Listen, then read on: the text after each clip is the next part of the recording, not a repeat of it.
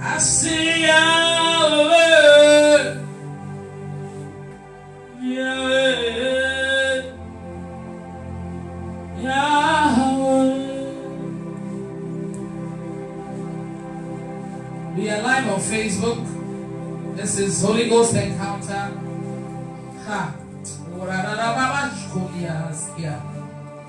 In Vienna, Austria. So if you are watching online, please share. If you are here, please share. We're going to have a great time today.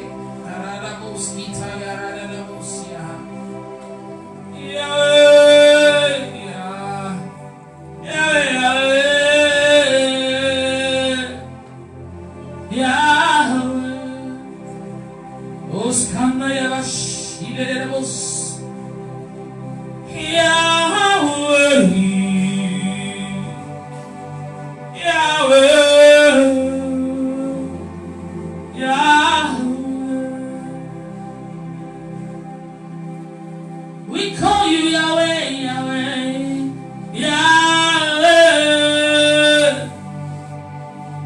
Yahweh, Yahweh. Yes, Lord. I say Yahweh. Oh, Yahweh. Yahweh. How's the video? Is it clear? Can you guys see? Is it clear on your phone? Very clear? Want to make sure everything is good before we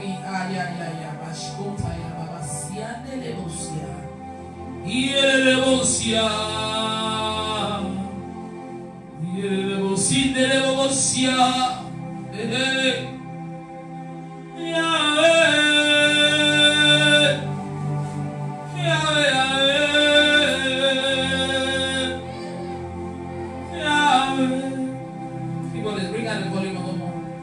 Hey, that's right.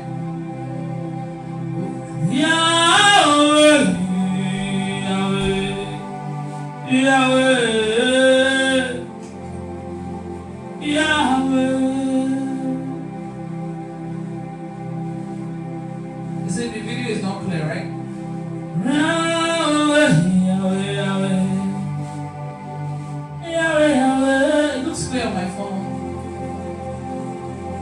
Yahweh. This is my phone. I'm watching it. It's clear. Is it clear on yours? It was shaky before. Maybe too many people on the Wi-Fi or something. Yahweh, Yahweh, yeah. We're gonna manage the video like that then. Father, make it clear in the name of Jesus.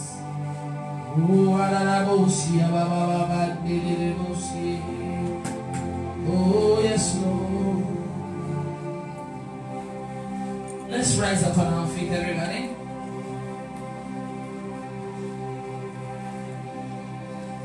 Welcome to Holy Ghost Encounter in Vienna, Austria. Is somebody happy to be here? Come on, make some noise.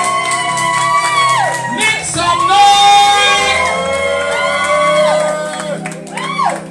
Is that all you can do?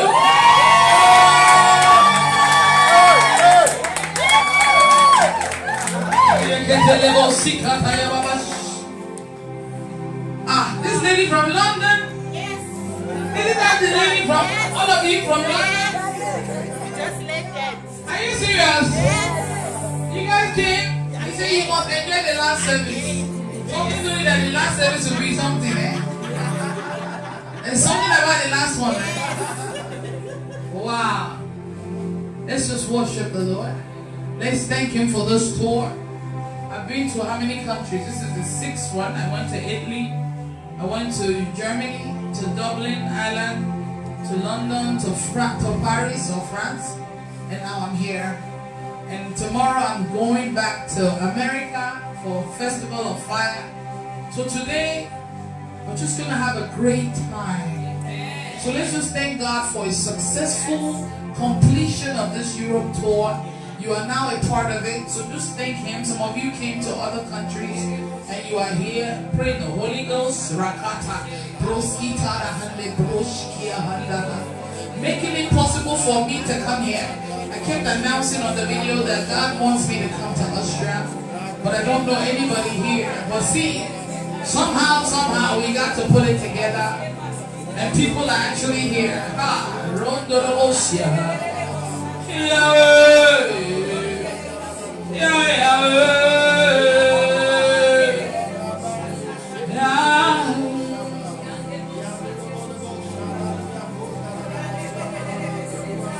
I say Yahweh, Yahweh, Yahweh, Yahweh. We call you Yahweh, Yahweh, Yahweh, Yahweh, Yahweh, Yahweh is here. Just worship the Lord. Yahweh, Yahweh.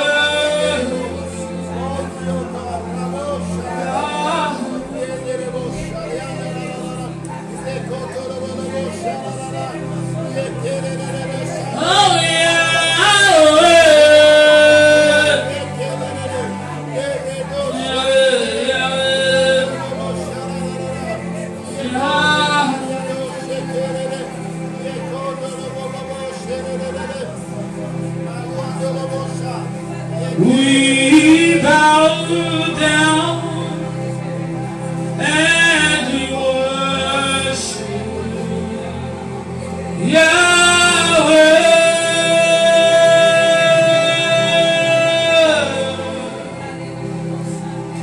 We bow down and we worship Yahweh.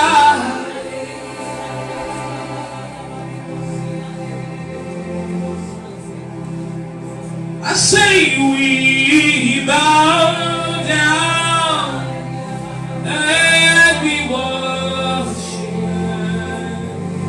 Yahweh.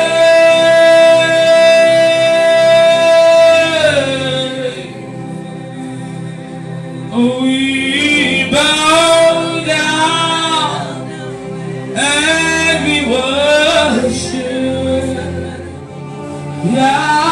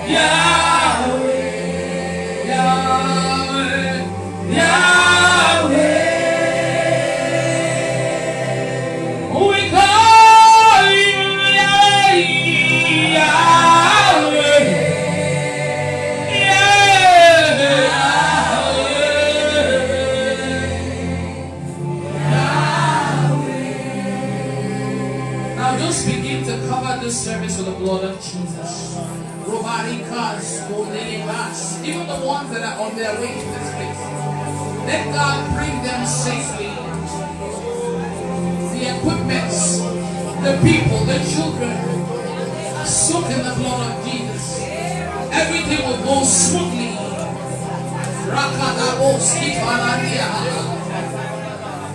You will receive your blessing, your healing, your deliverance. You will not go back home the way that you came. Something new will happen in your life today. There will be a great transformation.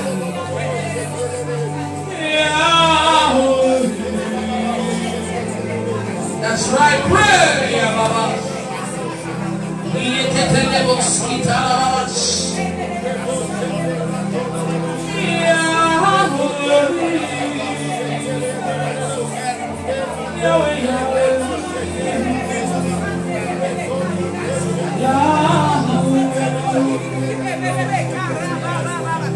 We call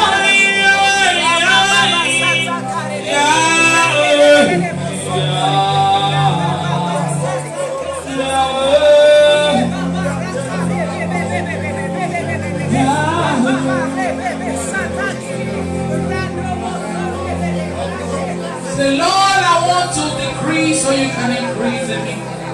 Lord, take over this service. We want to disappear so you can appear. Even those watching online, pray that you are not passed by today. Pray that you benefit from this service. There is no distance in the realm of the Spirit. Just because you are watching online, it doesn't mean you cannot be blessed. Hey! Oh, Yahweh!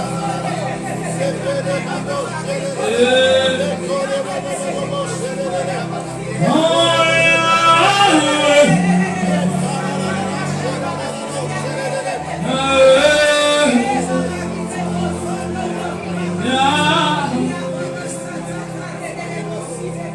we come.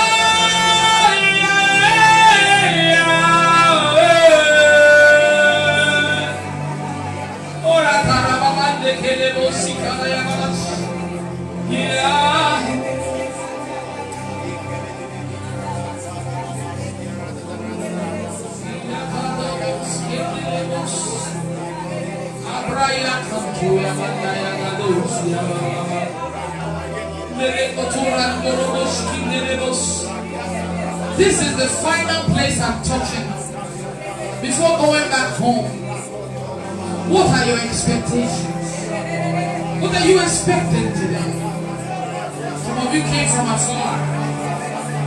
What do you want to happen today? What is it that you want God to do for you today?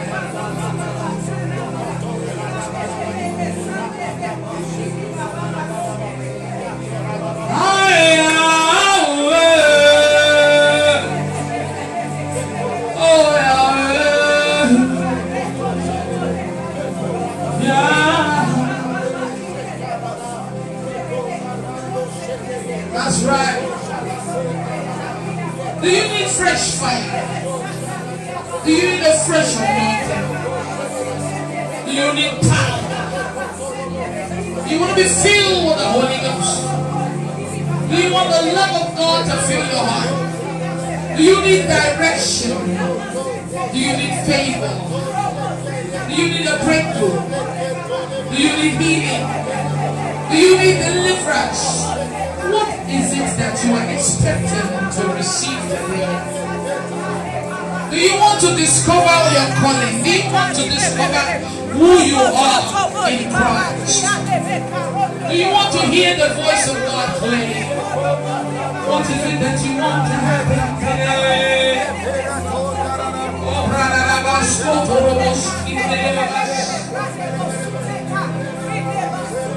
we call you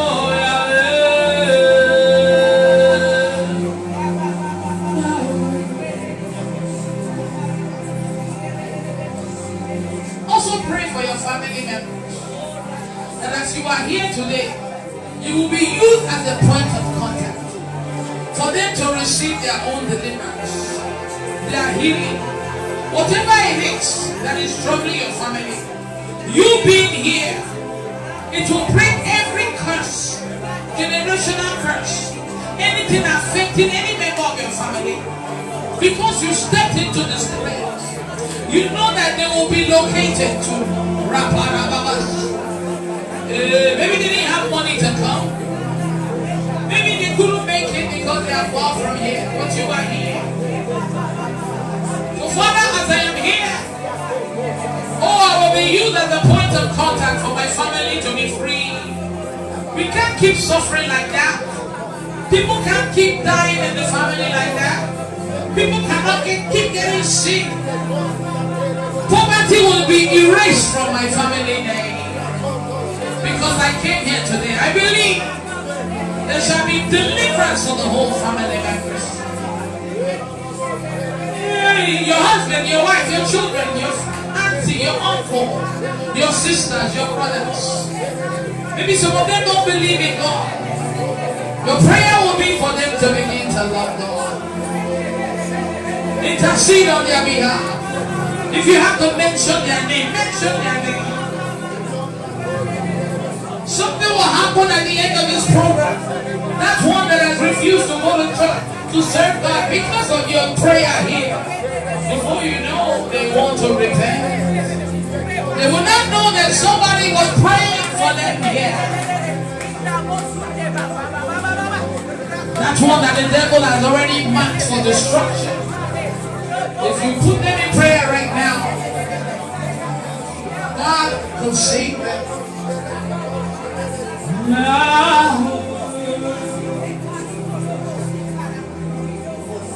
Yes, Lord, I say I would.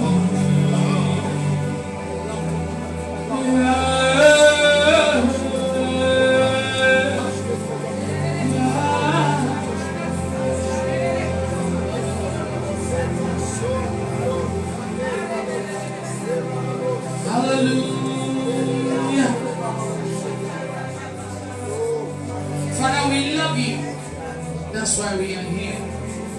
Father, you sent me on this assignment to come to Europe and to be a blessing to your children.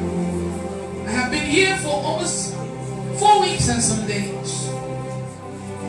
I've traveled to many places, but this particular country, you kept bringing it to me. So I know that there's something that you're going to do here. There's someone that you made me come here for.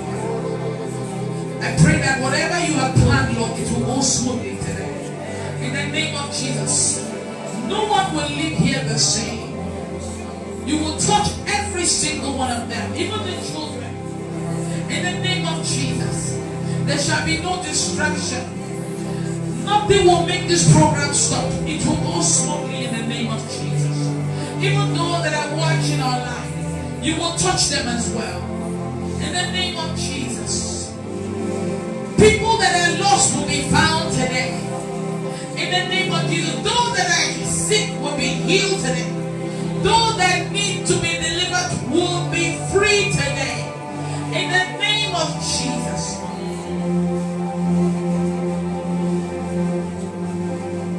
Just because I have stepped my foot in this town,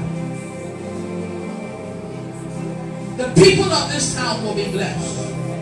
This country will be blessed. Every curse broken in the name of Jesus. People in this country, Austria, they will begin to love God like never before. In the name of Jesus. Because I stepped my foot here. I'll free everyone that has been put in any kind of cage. In the name of Jesus.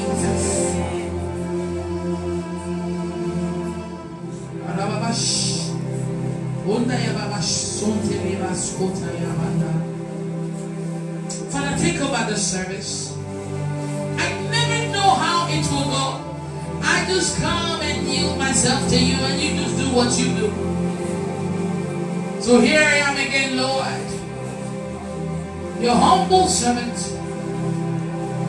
Take over and walk through me the way you always do. In the name of Jesus. Thank you, Lord. In Jesus' name. Come on, clap for yourself. Praise the Lord. You may be seated. Wow. This is amazing. So I finally came to this Austria that I dreamt of last year. I had a dream. And in that dream, it's like I went to a country, but the name did not come up. But I saw the flag of the country. The color of the flag here is red, white, and red, right? Red and white or something? Some of you don't live here, you came from another place. You live here. So it's right? Okay.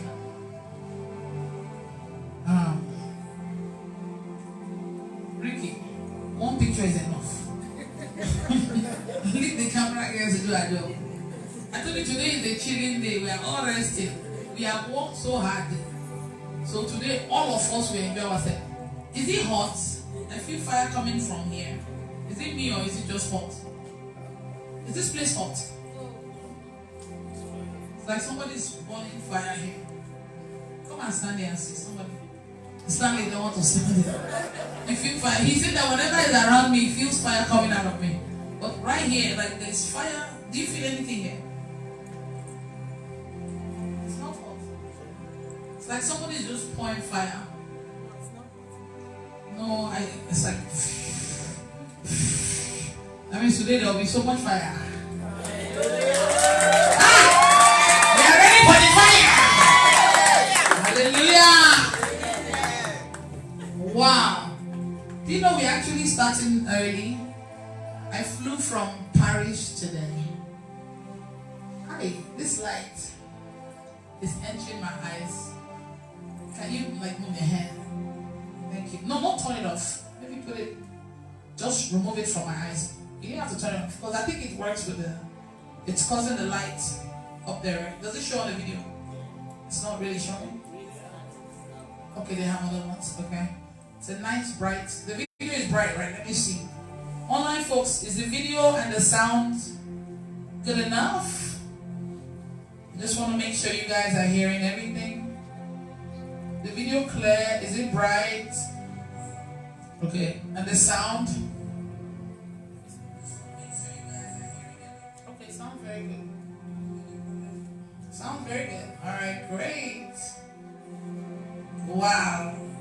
This chair is good, but it's not as comfortable, but I will manage. It is well. Even if it was regular chair, I will sit. Because it's the final one. You know what they say, final battle. Last battle is where you bring out all your power.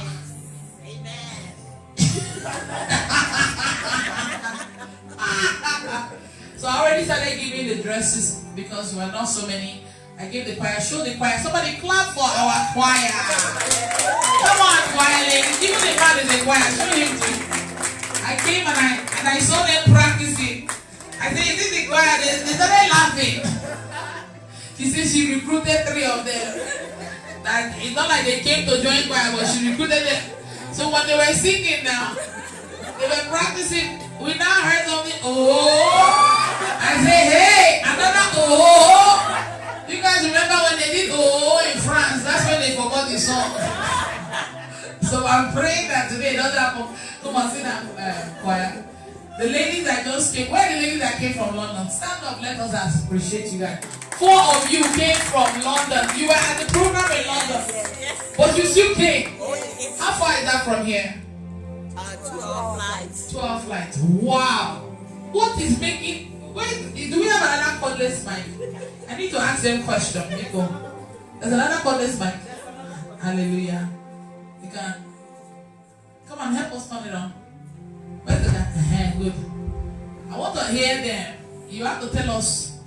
This is the lady that took the white dress. I gave her the white dress. Let's talk. What is it that is making you come back after seeing me 2 days ago? This one was in Dubai as well.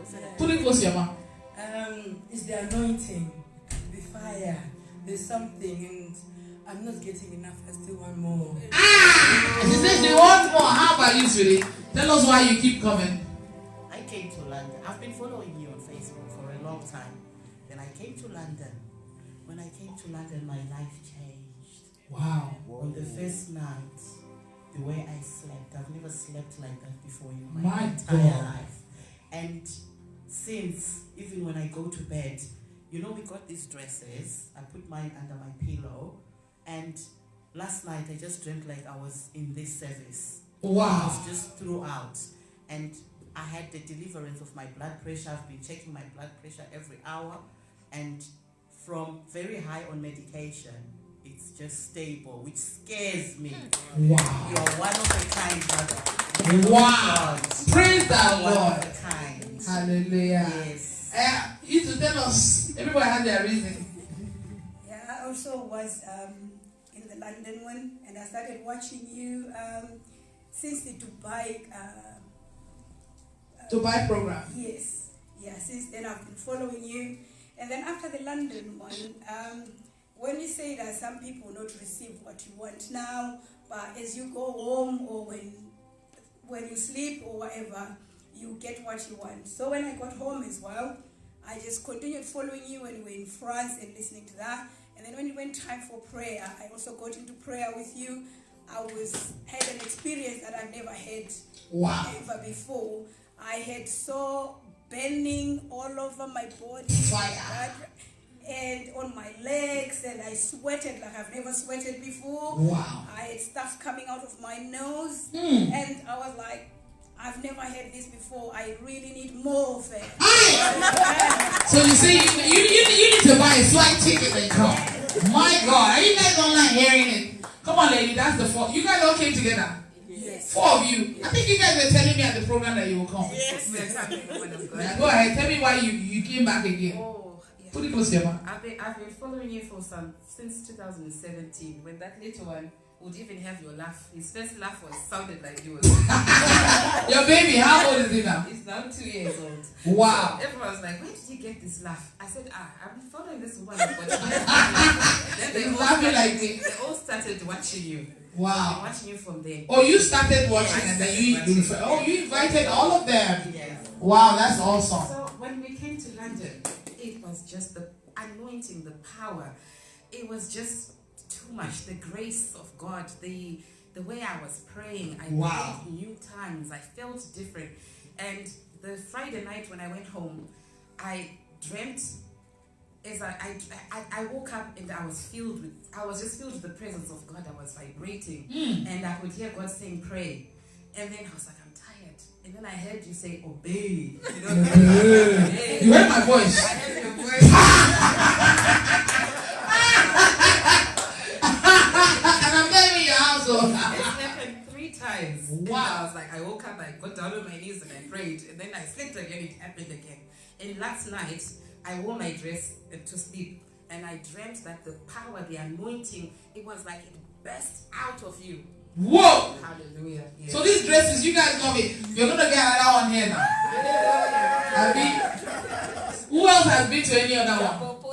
You guys are the only ones, okay. Alright. How many ladies? I've given like 3 or 4 dresses already. 1, 2, 3, 4, 5. Okay, the new one that came. Give them often. Come and pick your own from there. From that box. Come on. If there's a man. So you watch the videos too.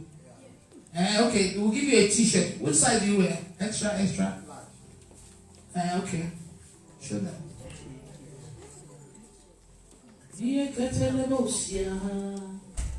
Pick anyone you like. Show them all that we have. Even on the right side, you can take 2. Take anyone. Go. So I just want to say something, please. No problem. Just to have this on Wait. my hand. Somebody give her mic now. Where's my mic lady? Me? Woman of God, just to have this on this hand, I feel like I should just cry. Yeah. Because I've been watching you on your videos, I've been seeing you. I just feel like I should touch you for once. And today I'm right here in front of you. I feel like everything I have in me is gone. Hallelujah. I was sick in Jesus' name. Amen. I'm so grateful. Sorry, you don't look sick to me. Oh. Go away. Don't cry. Go away. Wow. These videos are making impact though. My God. Give the man. Oh, you already were on. So that was people. Look at him now. The women are going to wear you just very well. Is that your size? Is good? No, it's okay. So you've been watching the video for a while? For a very long time. Him? He used to tell me. Wait. Give me my please talk, sir. I'm very glad to be here. Hallelujah. I'm very happy to be here. Amen. I started watching A Woman of God in ending of February 2018. I have an attack anyway. On the 10th of February, I had a spiritual attack. I was supposed to die. So I've never been to church for a very long time since I was a child.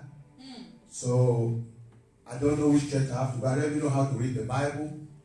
So, but when I used to I started reading the Bible.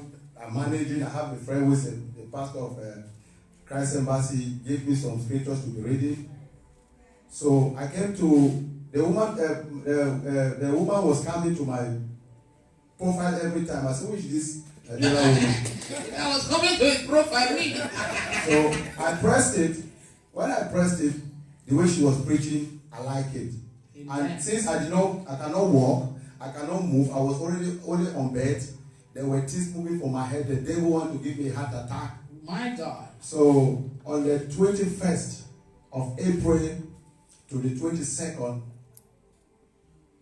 I was just watching an old video that she did on the 21st. I just lie on the bed and something tell me, wake up from that bed. I jumped from the bed. There was a power that came from my hand. I don't know that was a spiritual tongue. As the power came back, I went back to sleep. Then a friend, a pastor in Canada, called me. As we were talking, he said, "Where are you standing?" I said, "I'm in my house, outside." He said, "No, you are not in your house because the cloud is everywhere. You are inside the cloud." I said, "Cloud? How cloud?" He said, "Look yourself on your face, on your phone." Then I saw cloud. So it's from that I started speaking, and my kind of tongue that I was speaking, it was not even like you are starting today. It was sharp and so black. It was like someone who had been for more than 20 years. I said, "What is this?" From there, the Lord connects me now to go to Mountain Church of Fire to build my faith. This is your story too much. Let us leave it there because I'm hearing too many churches. No, I just want to, there's one important thing I want to say. Two important things. So I was using this water to do deliverance. So on ending of December, I saw her in my dream.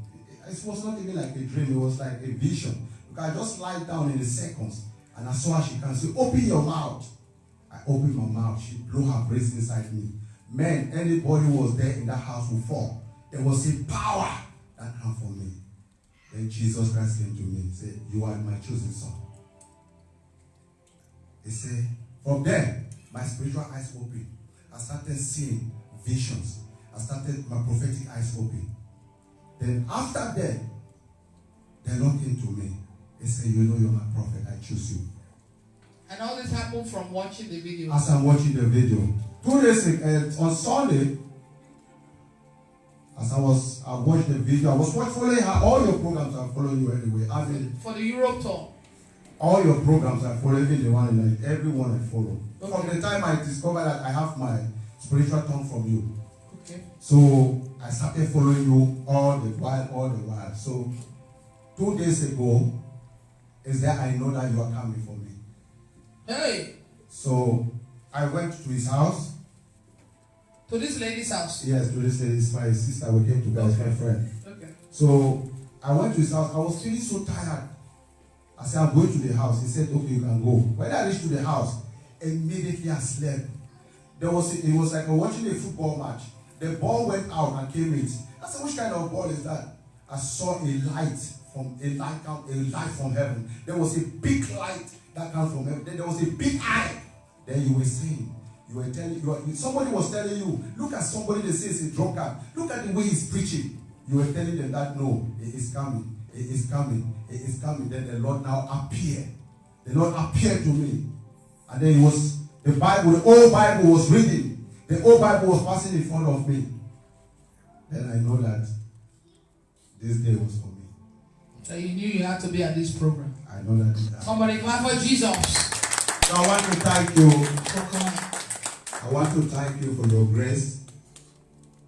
If I have to tell you about it, if I have to tell you a lot of things, then Yeah, it's a testimony. you already took So, too many yeah. times. So I wanted to give you 1 minute, but you took 10 minutes. It is a well. The other women, how many people say I came for them?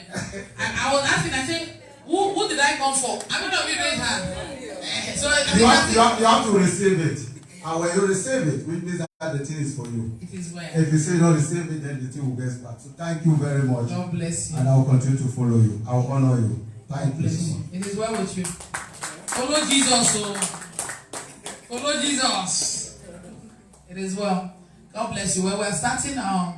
We started a little early here because once we came from the airport to the hotel, they said we couldn't check in. It's like we knew we already got ready from Paris before coming. So they said that it's too early to check into the hotel. So all we did is we left our luggage with them and we just came straight here. So that's why we're early. Normally, I think in London I was a little late. 1 or 2 places I was late. Even Dublin I was a little late. We started we started like 2 hours late or something. But here we started at exactly 1:11 and some minutes, right? God bless you. I hope that people can find this place. You guys were able to find it with the flyer that they put out there. Oh, the address is difficult? No, it's not. We took taxi. It wasn't difficult. You didn't take taxi. The taxi guy brought us right in front of the place. It was so easy. Did you take bus or train? Oh, okay, with bus is a little hard. But just close eye, just take taxi now. We didn't know it was so far. Oh, you live here in Austria, Yes, ma'am. but it's far from you. Yeah. How many hours? I think we used the train. 1 hour 30 minutes. Yes, To we get used here. train. Then when we get to train station, we now took bus. Okay. But if you had used taxi from your house, it would have been closer now. From my house, no, it's too far. Okay. So this country is big like that. It's not that big. No, it's You live here, right? Okay. Because when I came, I was like, wow, it's a beautiful country. Because when I saw it in a dream, Austria, when I Googled and I saw Austria, I'm like, do I even know anybody here? In fact, I was even thinking it's Australia. But, even on this tour, I did not even plan to come here, but God kept bringing it to me. And I kept asking online, I said, who lives in Austria? Did you message me that you live here? You did? Because people were not messaging us. We had to even find other ways to get a hall. That story I'll tell you guys later. But how we found this place is a miracle. And then later we found the 2 ladies there. They went to go get some stuff that helped us. But it was a little hard locating people that live here because I didn't even know. In fact, let me tell you the truth. Before that dream, I didn't know there was anywhere like Austria. All I know is Australia. No, I'm not kidding. I was thinking maybe it was a mistake, but I know what I saw. And I kept telling them, I said, I think God has somebody here that I'm coming for. And now this man said, our prophet said, our prophet says for here. So maybe for real, and you saw me in your dream 2 days ago. So you knew you had to be here today. But the way God works is just amazing. We never know why He's sending us anywhere. It's when we come. And it's a Tuesday. A lot of people are working, right? So maybe they'll come in the evening after work and all. But with God, the ones that are meant to be here, they will come. And I'm sorry I put it on a Tuesday. That's the only day I have left because I'm leaving on Wednesday. I was actually supposed to leave today from Paris. After France, I was supposed to board my flight. But I had to change my flight to leave from Austria. Initially, when I was going to change it, it was going to cost $400 and something to change the flight. But after everything of getting this venue and everything, in fact, let me just tell the story about this venue. So when we kept asking online, who stays in Austria? Come on now. We need help. My assistants, some of them that respond, they don't even want to help us look for a place, It's not easy to look for a place from America, especially they speak they speak German here or something. They don't really speak what? Dutch? German? Okay. So sometimes, you know, when you're trying to talk to somebody, they're not speaking English. So it was a big challenge until Ricky come. Ricky come. Where's my Ricky? So out of not knowing how to get a venue, I think, where were we when you said you could find? We were flying to one country. Okay, we were on our way to Germany for the program, or we were already in Germany or something, or in the airport or something. We were in Germany, and I was like, I keep hearing Austria, and I still don't know anyone here. But we need to find a venue. I told them, I said, even if there is nobody here, I must come to Austria, and they will be my audience. These are my workers. Because if I go back to America without coming here, I will feel like I still need to come here. But if I get it done, I know I'm done. I came here, right? So guess what? He said, woman of God, I know a friend that lived here, a friend of his brother or something, that he can tell him to look for a place because he can help people look. I said, okay, go ahead. Like, at this point, we still didn't know if we really had people here, but we were willing to look. So quickly, he messaged the guy, and they were asking how many capacity is it for 500 people. I said 500. I'm telling you, I don't know anybody here. Just find us a small place. So they found a place, and man, the price they told me, they told him 1,500 for the place, 500 to use the equipment, and 400 for keyboardist. So 2,400. 2,400. I said, what? For a place of how many people? 150 people. How much? I said, that's too expensive. And I wanted to do it last week. Was it Wednesday, right? After doubling. Yes. So I was not comfortable with that. I said, this is crazy. This is ridiculous. How can you pay 1,500 and you still pay 500 for? I said, you know what? Just wait. So I prayed about it, and God told me to move the date. Because I was already in Dublin, and it's like it was only going to be 4 days before. So I prayed, and I told him, I said, ask them if they can move it to Tuesday. He asked them, they said yes. And then they started asking questions about my ministry and all these questions. I said, why are they asking all these questions? The amount they are charging is too much for anybody to be asking questions. You know what I mean? So I was kind of feeling a certain way. So that night I was praying, and God told me they did a video of the hall and showed it to him. I said, this is okay because it's small, since I don't know people here. That night when I was praying, God told me there was these two ladies that came to welcome me in the airport. They started messaging me that they can find a place for me. I said, where have you guys been? We've been looking for people. Well, I did not know that one of the ladies came to Germany program. So I now said, God told me, send the video. I sent it to you and to one of the other ladies. I didn't know why I was sending, but when I sent it, what I told them was, it's too expensive. Remember, right? We found a place, but it's too expensive. And then I think she was saying she could find somewhere else or something. But the other lady suddenly said, I know the pastor of this church. I didn't even know the name of the church. I didn't know the address. All I had was a short video clip that they sent to him. You see? And I didn't know why I was sending it to them, but God told me to send it. So she said she knew this. I'm like, how will she know? Like, I didn't give her a name of church. I just showed that video of an inside. Next thing you know, I'm telling you, sharp. This was while I was in Dublin still, right? Day 3 or day 2 of the program. They were messaging me saying, woman of God, we are at the place. The guy says he will take 350, but we're begging him to reduce it for 300. The owner, the actual pastor of the church, that they know him. Did you see the difference? The other people wanted to finish us. I'm telling you, and the ladies were like, we can pay right now. Do you know I've not spent a dime in this place? These two ladies paid. They even brought this. They are the ones, it's the lady that brought you, right? Paid for DJ. They are the ones that they paid for, even from the taxi from airport, they paid. I've not spent $1 in this country. I told them when I come, I'll give them the money. They are not even acting like they want money. At the airport, one of them said, it is because of me you came here. They were all laughing.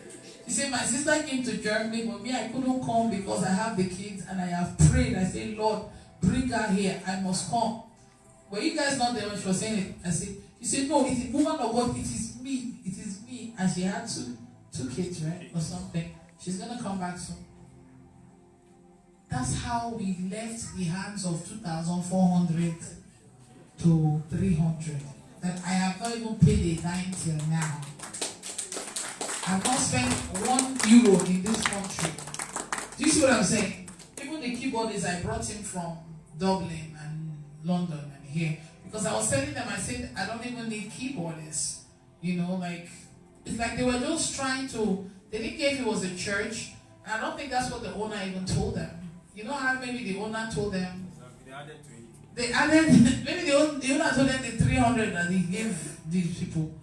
They added how much? 2,100.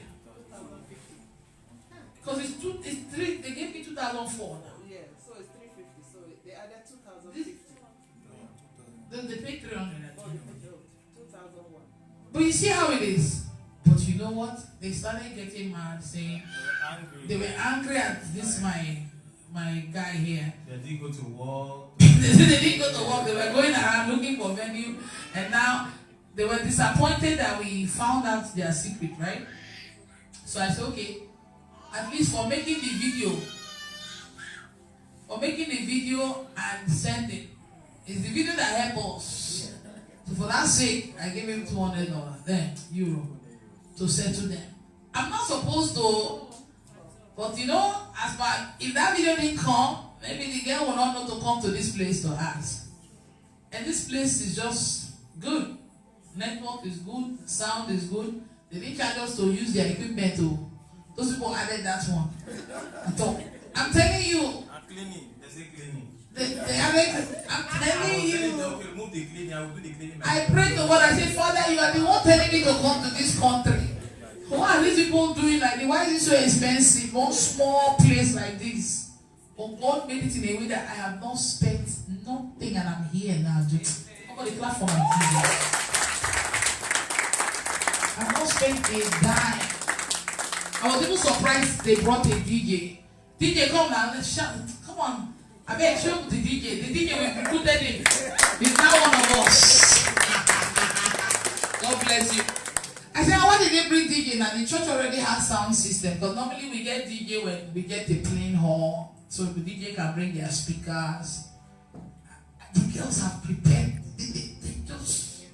They've done everything. And then the DJ said, he played some songs. I beg DJ, come and play that song I like. He played some song. I told him that we may use him to dance. I said, just relax and enjoy the program. Because we will not need DJ all the time. We needed speakers and stuff, but this place is already equipped. You know that second song that we were dancing to? That I played, you played longer. Who's ready to just shake body small?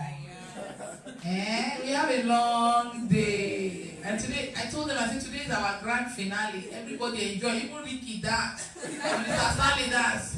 Rejoice dance. Even. Hey! Who's ready? Get up now, let's dance. Come to the front. Come outside here. Let us dance. Leave your seat and come here. Don't be shy. Come back. Hey! Hey! Hey! Look at them. Hey!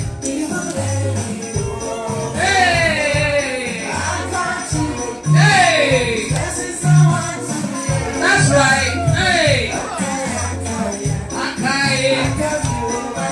Hey. That's right. Hey. Hallelujah. Hey.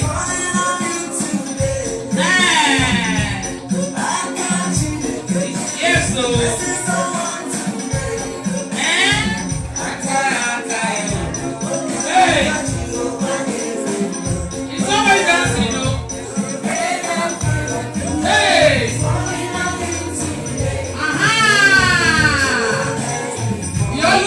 This woman, give her a dress now.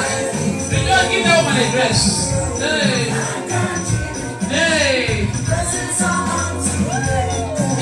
Somebody dancing. You all look so good in your dresses, eh?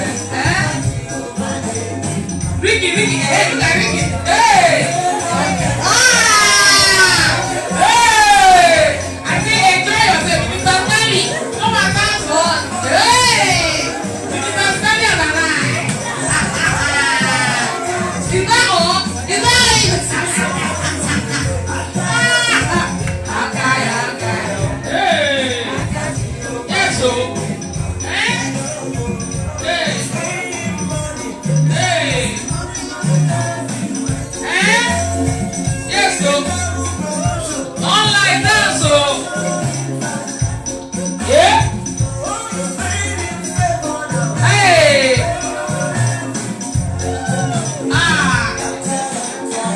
Is somebody dancing? Hey! Yo! Hey! Rejoice, hey, dance! You guys don't even have to dance in this place.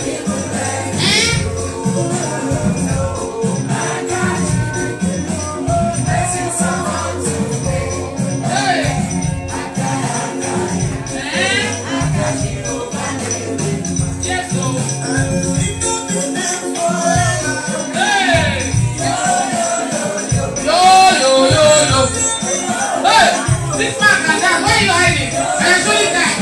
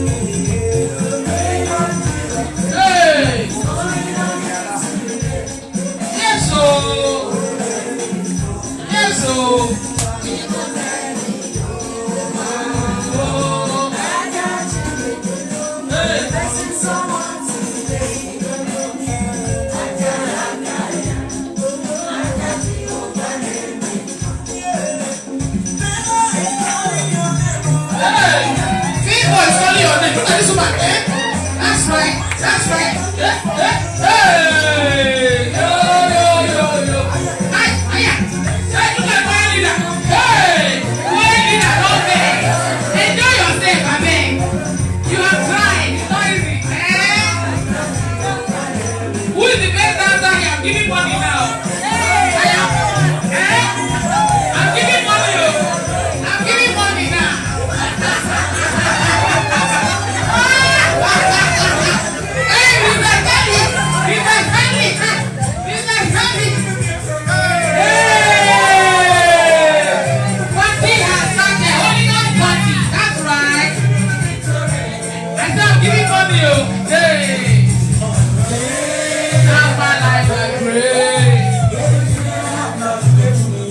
That's right. Hey, are you guys online dancing? Hey, Jehovah. Hey, I am that I am. Hey, that's right. There's no one else like you. Oh yeah, best dancer.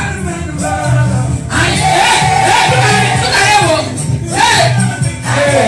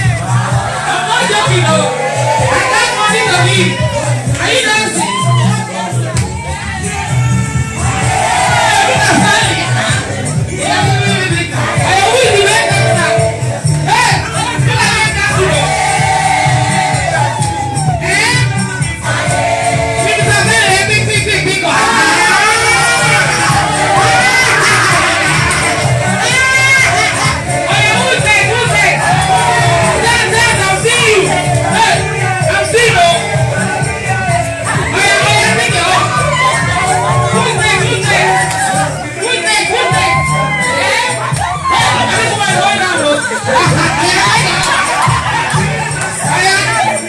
is there? Who is there? Hey! Are you dancing? Ricky, you're not dancing, no? Hey! I'll take it. Who is there? Who is there? This is the opening, the beginning dance. Who am I seeing? Hey! Okay, this one, don't cry. This one has played. Who's making one more? One more making. This one, she's good.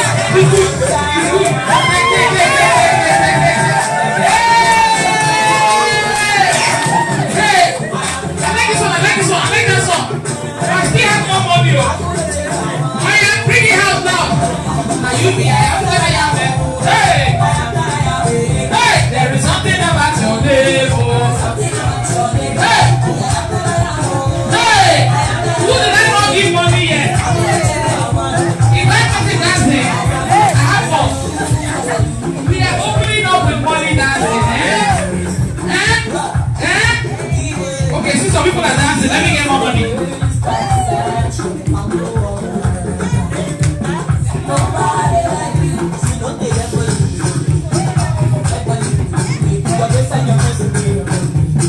Okay, who's next? Yo, Elena. I brought up another one again. All the money, I want to finish it here.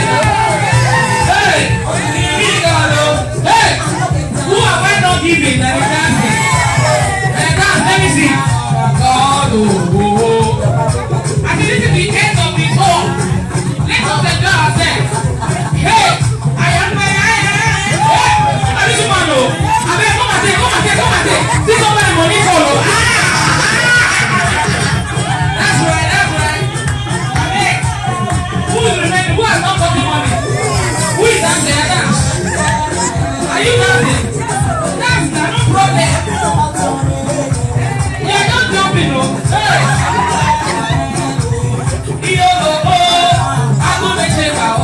I want to see somebody going down. So these women here. Okay, that one. You did good. Who am I not giving? Rejoice. Is that what you can do? Look at it.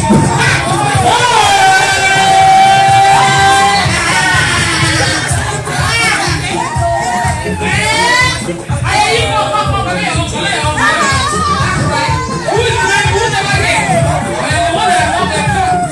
Come on down here. Let's see who is there.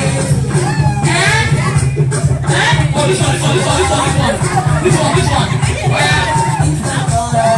How many people remaining?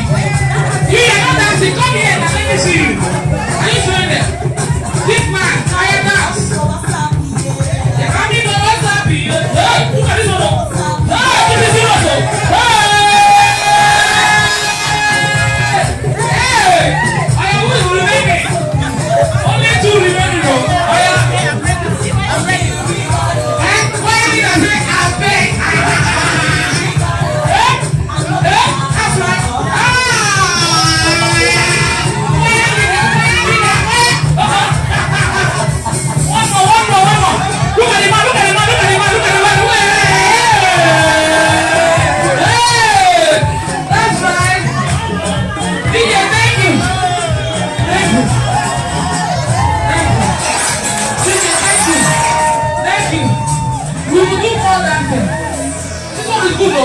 This one.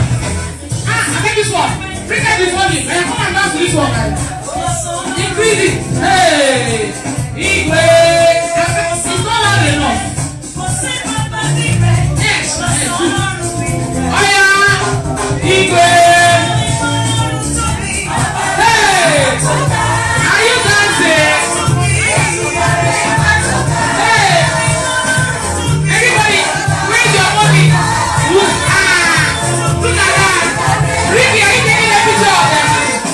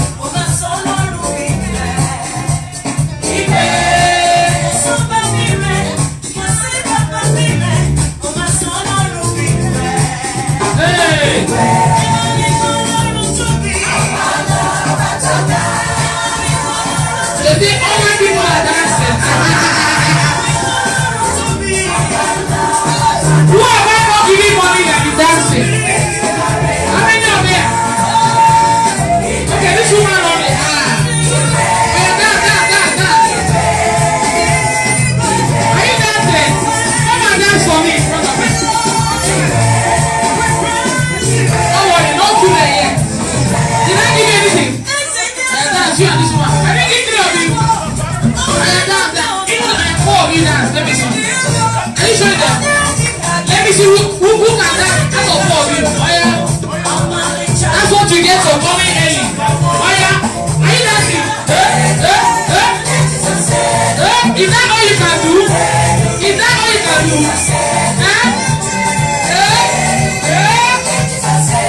Serious though.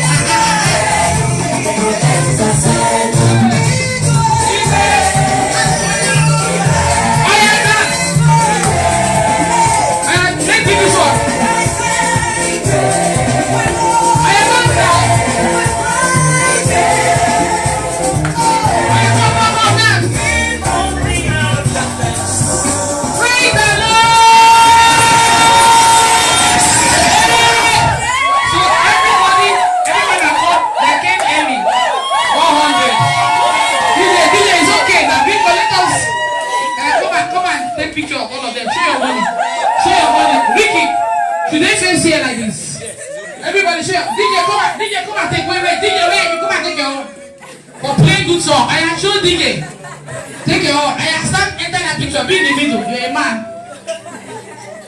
The men should not hide. One should be on that corner. I want to see your shirt. Are you seeing all of them? It's bright too. Yes. That's right. Come closer to yourself. Come closer. You should stand now. Some people should squat. That's right. Yes. I am show your money. Oh, good. Look smart. Hallelujah. Austria in the house.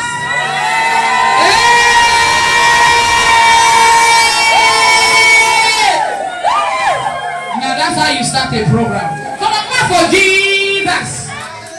The smaller, the smaller, the easier. If it was a big crowd, they would finish my money. So $100 for everybody. So now we need. Do you have air conditioning? We're hot. Make the AC cool. Turn on the AC. Yes. Is it on? Is it on? Ah, now you're ready for program. Somebody say online. Is it? They need their own. This internet is not clear again. No, we want AC, air conditioner. On, yes. Oh, you didn't on this one. Try, no one that was so high. My God, you guys did me bad. Is the video clear now? Okay, I think it's clear. Is everybody connected to the internet? Disconnect yourself, please. It's not showing clearly. Let me ask them if it's clear.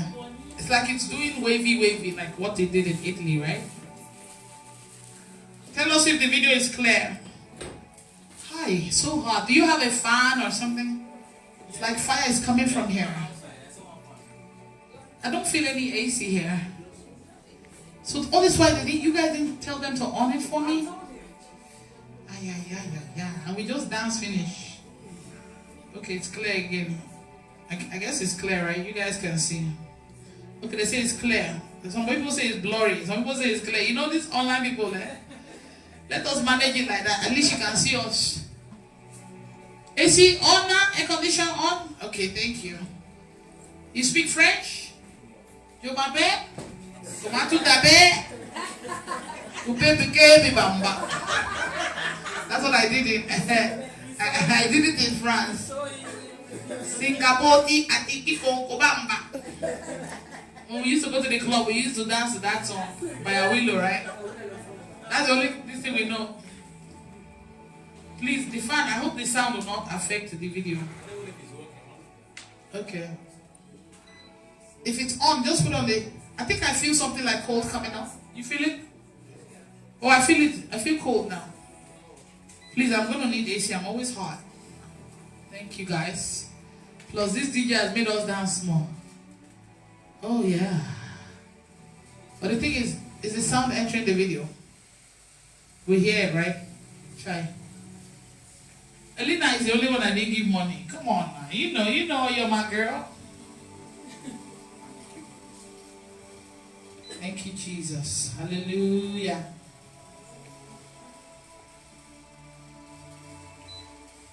Make sure you share the video if you're watching online.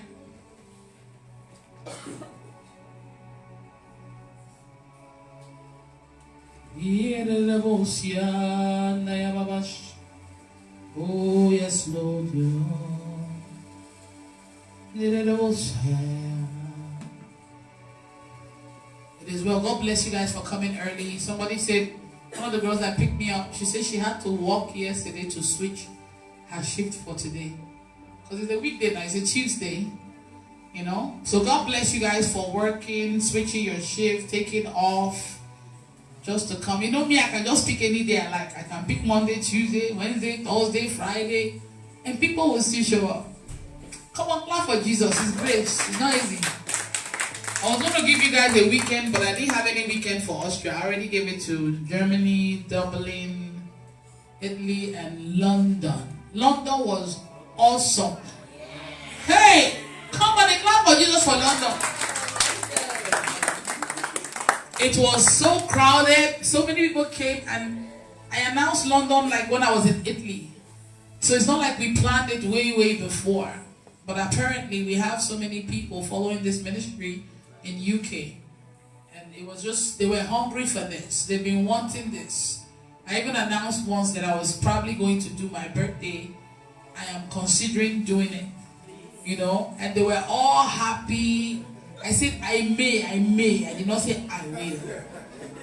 You know, it's just the cost. You know, you're thinking of the cost. It's expensive, you know, flying all the people that work with me, you know, and then shipping things. But after the program, I said something. What did I say? Elena heard me. I said, you never know. I might still bring my birthday there. Yes! I said, no, I said after the program, I said something that you never know. Let's keep our fingers crossed. I might still bring my birthday to London. Because that church has everything I need. They can do my video, they can take my pictures, they have the clear sound, they have a projector screen up there. It's like everything is complete in one place, and the sound. And then I have a keyboardist here in Europe already. His brother is a drummer. I bet keyboardist increase it small a little more.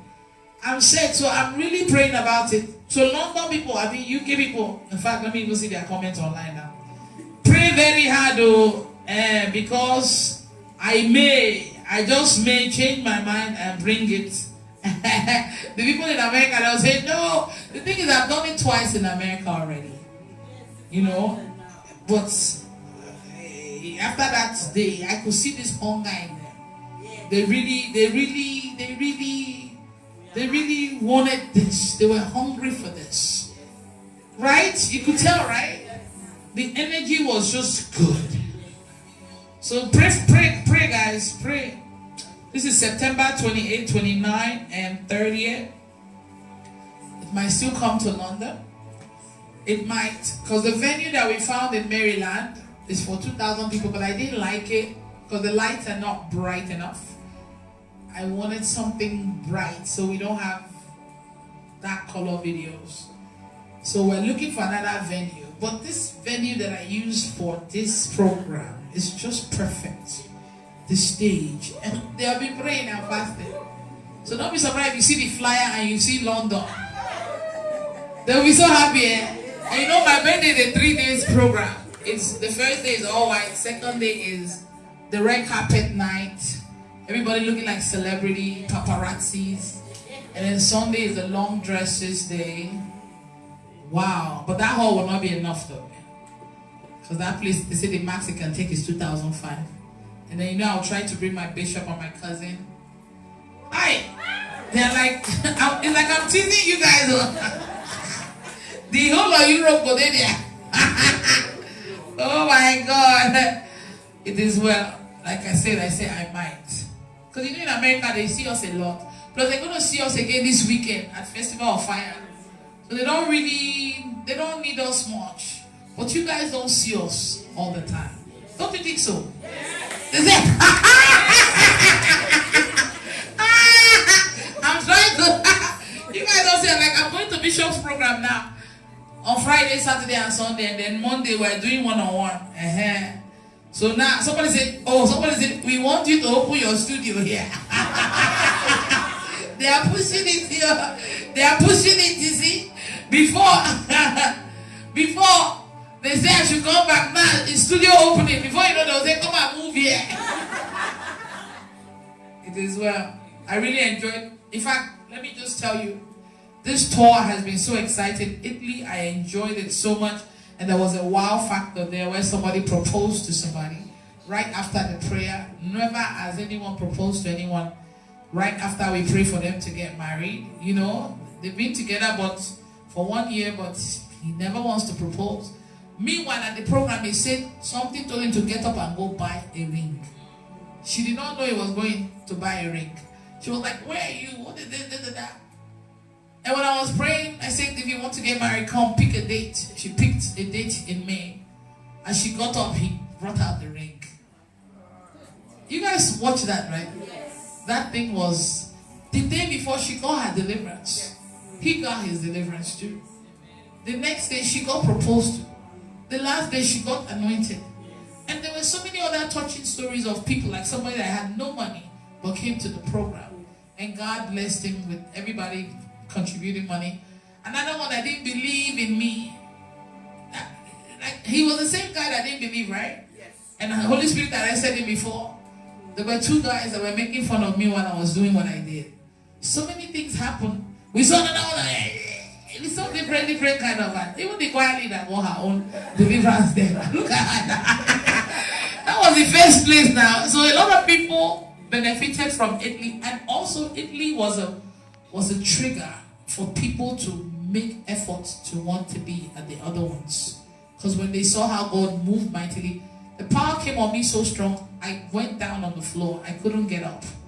I was telling them of what happened in London. Like, something happened and I sat down. I said, my God. They said, but it happened to you too in Italy. I said, no, it didn't. They said, on the third day. I said, oh my God, how could I forget that one? My whole legs were numb. I sat on the floor for a while. My God. And then after Italy was where? Germany. That one. In fact, that one. Hey! Especially the last day. We could not even share the grace. We wanted to end and go, but we spent 1 hour worshiping and praying. And the last day, from the moment I walked in, I was vibrating.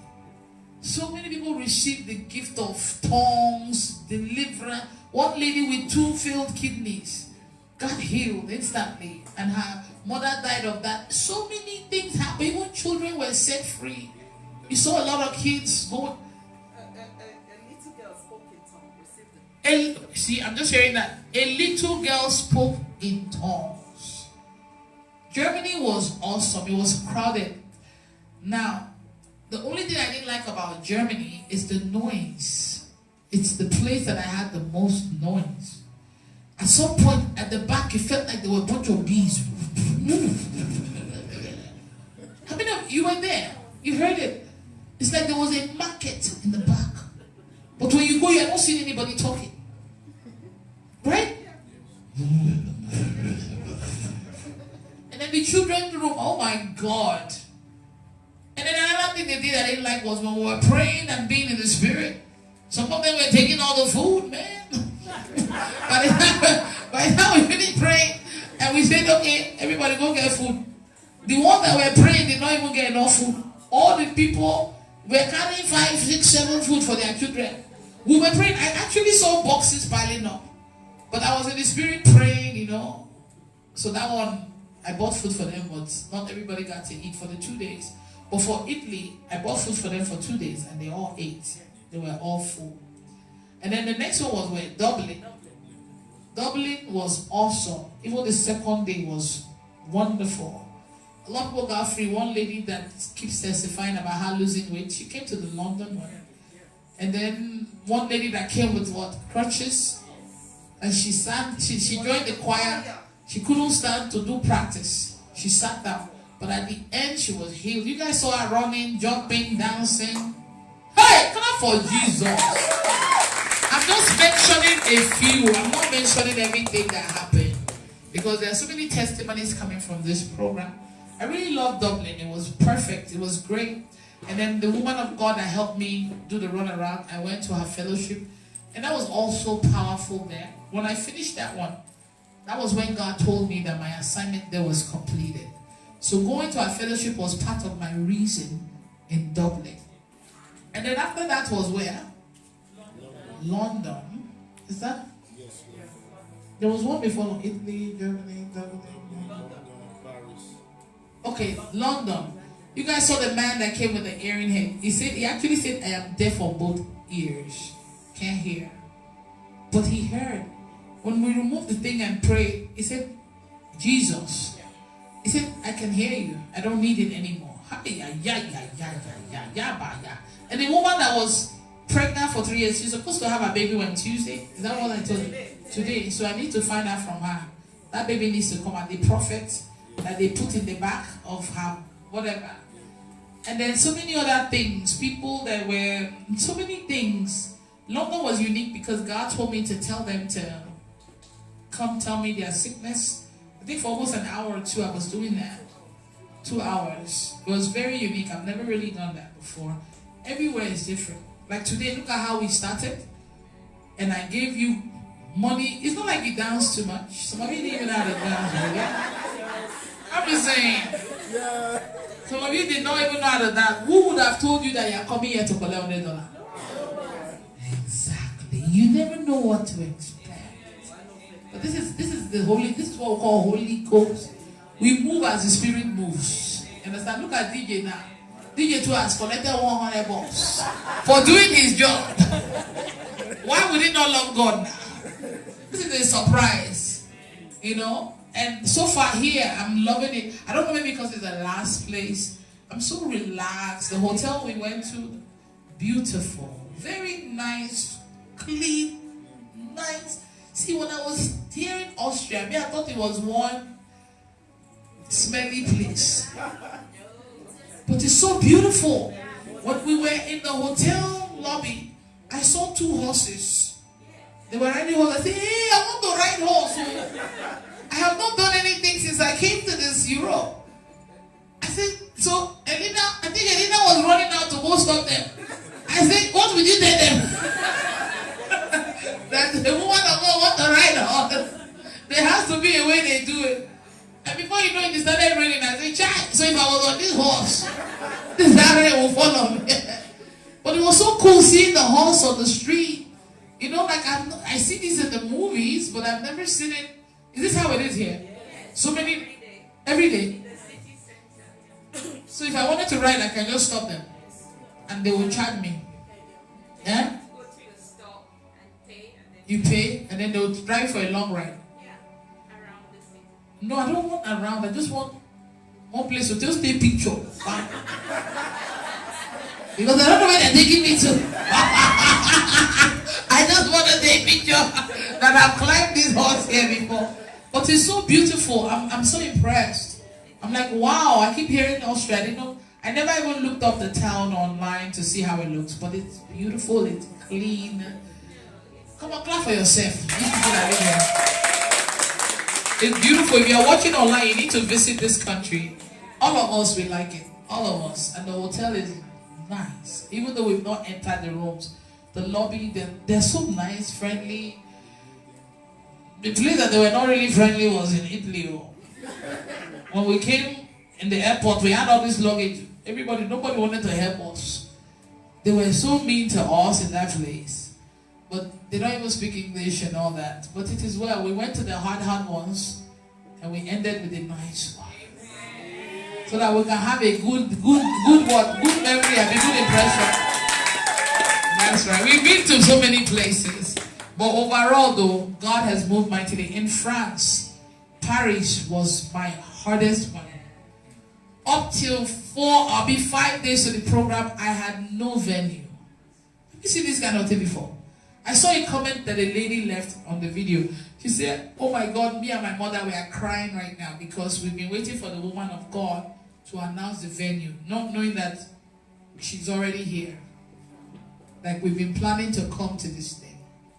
So when I read that comment, I was like, I'm so sorry for, because even the deliverance that I did, they said they made some people not to come. They said they had a meeting for me not to come there. They say, well, I thought you said you were not coming again. Because I actually said, well, France, we're not able to find venue again, so. But one morning I woke up and there was like a holy anger in me. I'm like, this is crazy. It's not like I don't have money. There are some venues I would like. My assistant will come and say they can't give us anymore. Or they say it's booked. It was like somebody was sitting on something. I said, we must get this one. 4 or 5 days to the program. Because I already told them the date. I even moved it to a Monday. But I had to move it back to Sunday because no place. He went around looking for venue. Couldn't find nothing. The churches he found, when I see the picture, I don't agree. They look like voodoo places. I said, God will not allow me enter this kind of place. But at the end, God located the people that he wanted to locate. In fact, everyone there was blessed. Even while I was at that program, there was a lot of war there. DJ and his microphone. Of all the Europe tour, France is the one place that grieved the spirit that I had to walk out of the venue. We didn't show that on video. I left. I was about going to my room. They all started to pray. They even did a video and sent to me of them praying. Praying to God to please beg me to come back. Because I asked, I said, there's somebody with an unusual sickness. Somebody that you've been everywhere, no help. And then I said, raise up your hand. 5 people raised hand. 5. So I said, okay, I wanted to count the 5 so I can say 5 of you come. And I started counting, I said 1. All the people in the first 2 rows raise hand. Because they do that to me a lot. You will be 3. I will say, come to the front. There will be 50. But you don't even have the problem. Let us deal with the ones that really need the help for that thing. Because you're blocking something by doing that. So the spirit got grieved and I just said they should end the video. So when I left, I sat by the lobby. They were trying to talk to me. I said, no, it's okay. You guys are not ready. You think I'm here to joke? Do you know the sacrifice? The funny thing is, for the France, in London, I had not slept. You guys watched London. You saw how powerful it was. Only 1 hour, 20 minutes of sleep. We went to the airport as early as 4:30, 5 in the morning. I couldn't sleep in the plane. So I came straight to the program. My eyes is like I had headache in my eyes. You know when you have not slept and you are expected to spend not 2 hours, not 4 hours, 12 hours, and you are like the focus of the program because everybody's looking at the woman of God. It's not like we have 3 speakers. Because sometimes when you have more than 1 speaker, as one is speaking, you can go take a quick nap and come. Nobody will know. You know what I mean? Like if you have other pastors. Most pastors, they do programs and you see a lineup of ministers. It gives the other one time to rest. But mine is like a one-man show. That's what I came to this Europe to do. I did that in Australia, and now in Europe, I even topped Australia because I did how many hours? 3 in Italy, 3 in Germany, 2 in Dublin, 2 in London, 1 in France. Over 100 hours. All by myself. Somebody clap for Jesus. This is what they call supernatural strength, supernatural everything. It has to be God. It's not easy. And it's not boring. Like look at today now. We're just talking before you know we don't dance. They've given money. Now I'm just narrating the whole journey and the process. Before you know somebody is getting delivered. Before you know somebody is repenting. Please turn off the fan. It's getting cold now. Before you know somebody is speaking in tongues for the first time. Before you know something is happening, before you know it's finished. I thank God that I'm not someone that procrastinates a lot. I thank God that I'm not a lazy. Today God was telling me clearly when I was taking a shower, I cannot use a lazy person. I heard it clearly in the bathroom. Because I was just in the bathroom thinking, I'm like, Father, I can't believe it's almost over. It went by so quick. There were some times that it was time to go to the airport and I was still very sleepy. But I just got up, left. There were some times that, I was tired a little bit, but When you make that effort to do it, the strength will come. You have to start the process. Make the effort. And the strength will come. God will meet you halfway. But if you are staying in the bed complaining, it's not going to come. Nothing will be accomplished. There are so many things that some people would have accomplished by now if they were the get up and go kind of people. That's the kind that Jesus... See, there's a scripture that I love to read it. Jesus was always on the go. When he touches a place, before they think that he wants to stay with them, he said, come on, we must go to the next town. This is why I came. Get up and go. He was always going. And at the end of the day, he touched so many places. In a short period, 3 years of ministry, he accomplished a lot. There will be speed in your life. In the name of Jesus. My life is a motivation or an inspiration for some of you. Like, look at how hard this woman works. Somebody wrote on Facebook, they say, woman of God, God bless you for everything you're doing. That you missed Mother's Day and your son's birthday doing this work for God. I didn't even realize that when I read it, I was like, what is Mother's Day? What is my son's birthday? All the Mother's Day I've celebrated, isn't enough?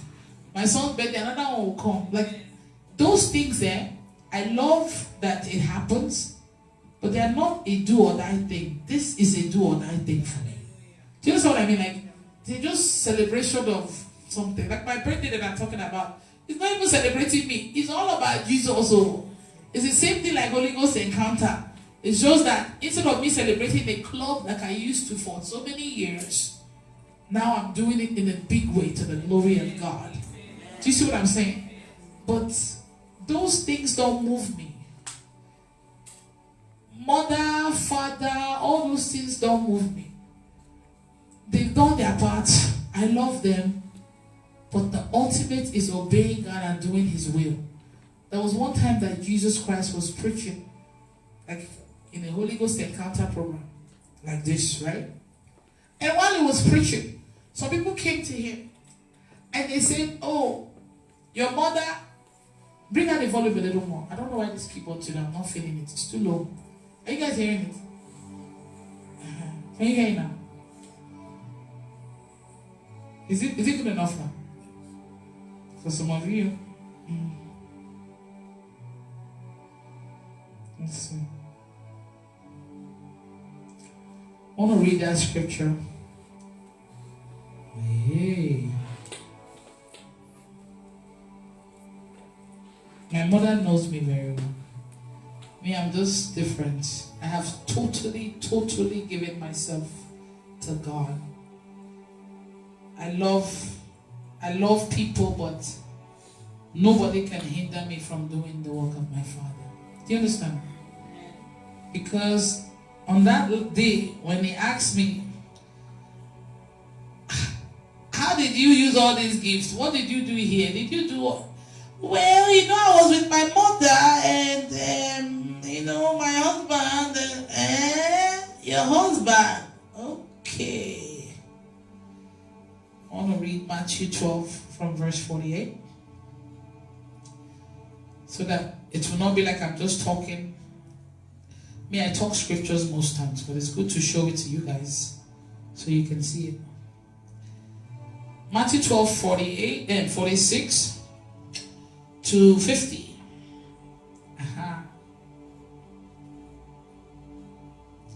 It says, as Jesus was speaking, I'm going to read it in NLT. As Jesus was speaking to the crowd, his mother and brothers, bring out the volume one. I need to feel that keyboard. Thank you so much. Keyboard does something to me. Gives me more inspiration, right?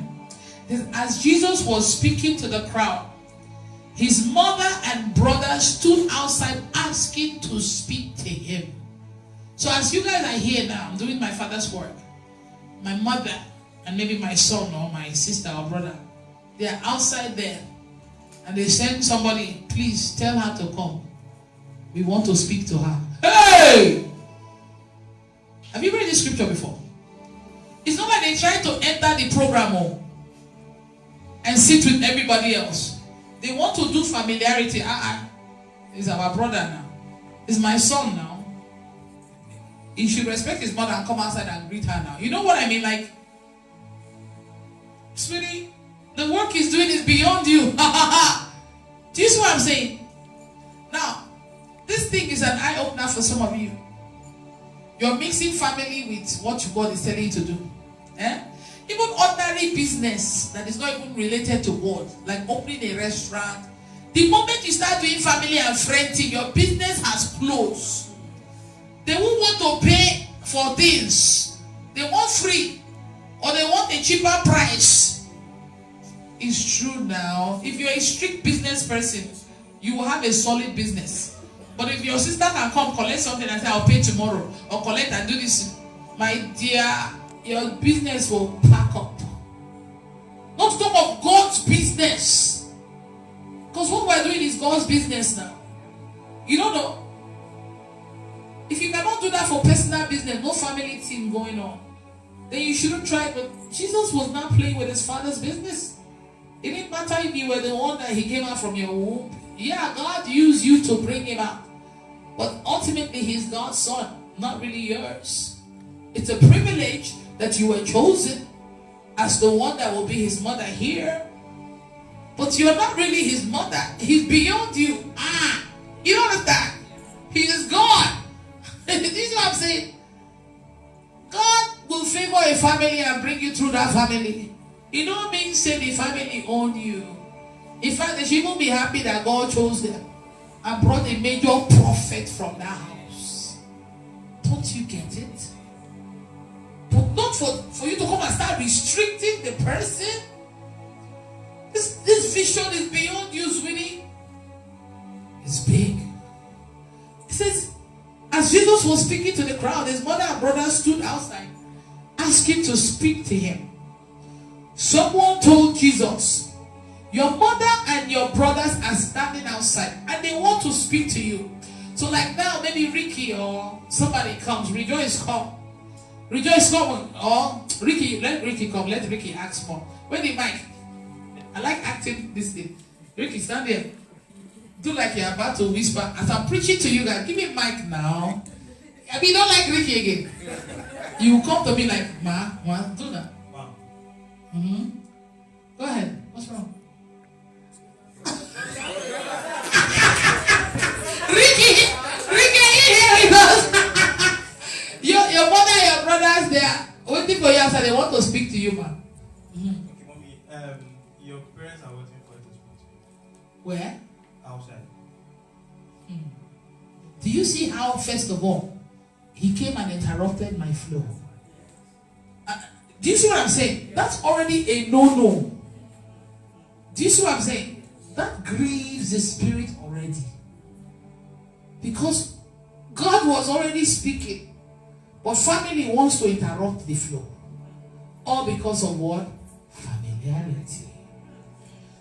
So Jesus asks, who is my mother? Who is my brother? And you're like, you are confused. You don't know what to say because you also have respect for my parents. Everybody respects the parents of a woman of God or a man of God. They may know that what the parent is doing right now is wrong, but because of the respect they have for the parent, they will still pass on the message. If it would be like you disregarded the mama of our papa or something. Go ahead, Ricky. Thank you. Don't act finish. God bless you, Ricky. So Jesus asks, who is my mother? Who are my brothers? Like seriously? Is that what you came to tell me? As I'm preaching such a good message? Or maybe he was even doing deliverance. Demon was manifesting. And they're probably thinking that something important is being said. Only to say, or maybe the parents and the siblings refuse to come to any of the programs.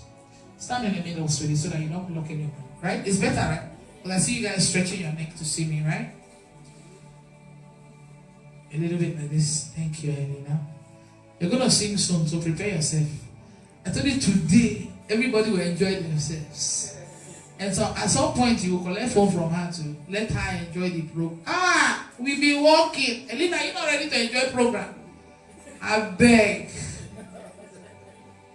So just imagine if the mother or the brothers, even if you read the Bible, in the book of John, there was a part where the brothers were kind of mocking him, saying, if you stay here, you won't be famous. Why don't you go there?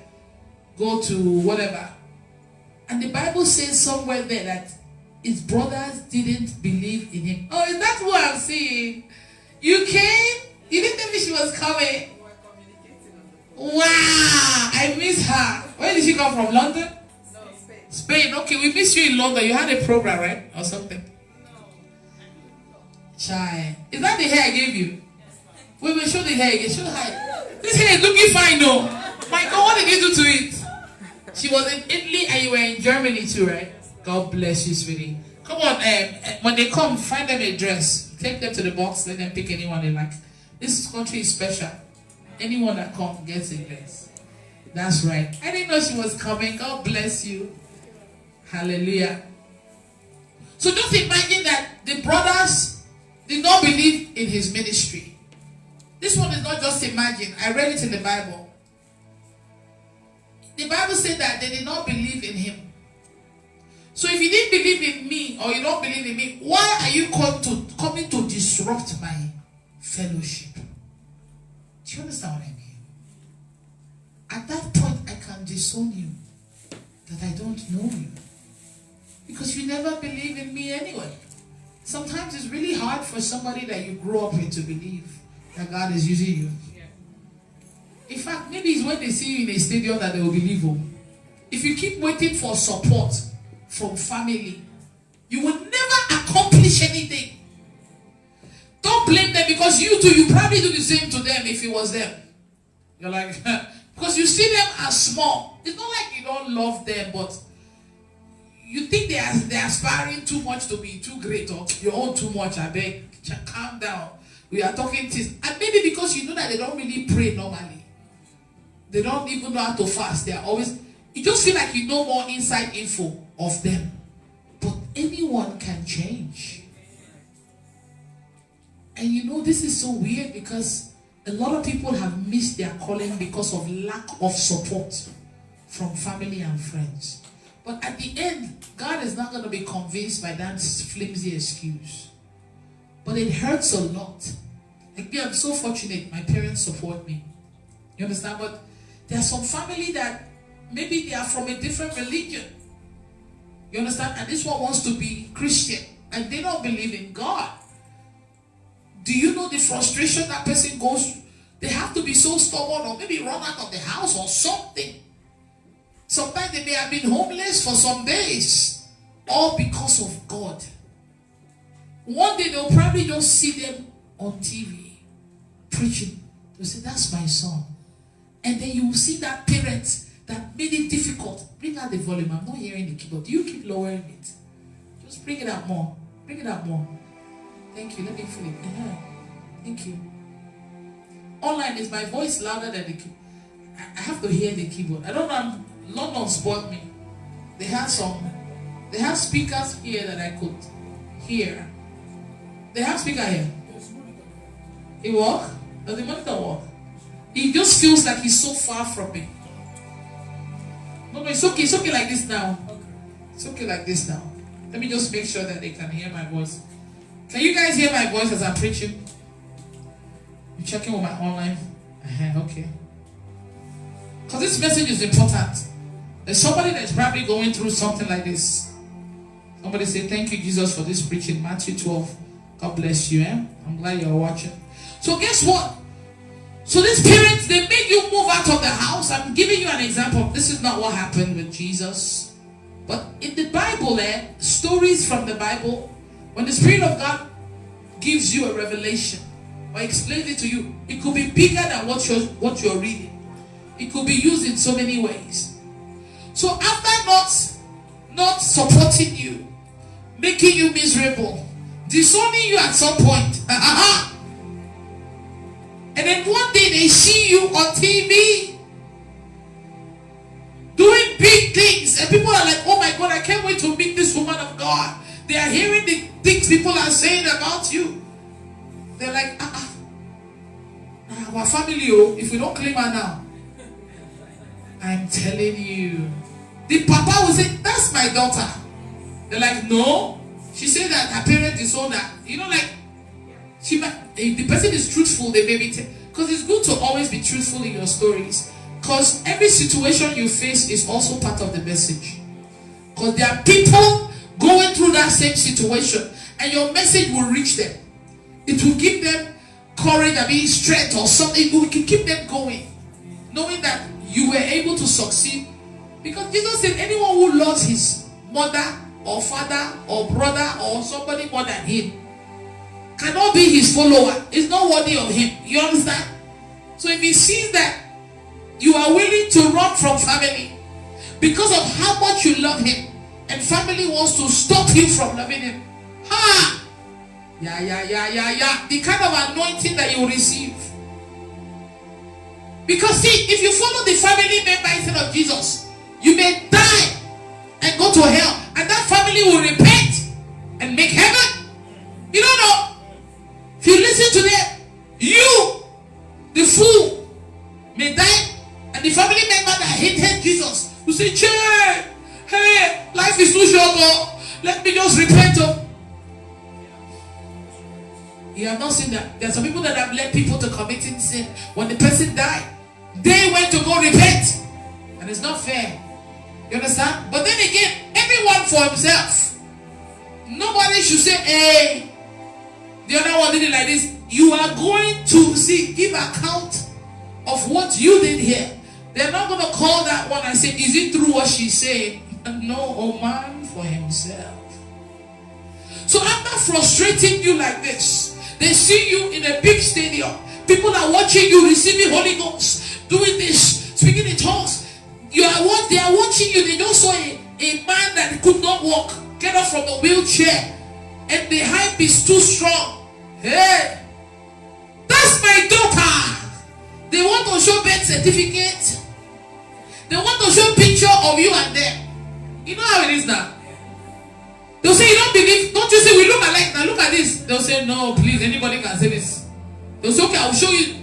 I'll show you that she's my daughter. I will go there now, and you will see. So they now go there boldly. Say, well, go and tell her. Her mother is here. Her brothers are here.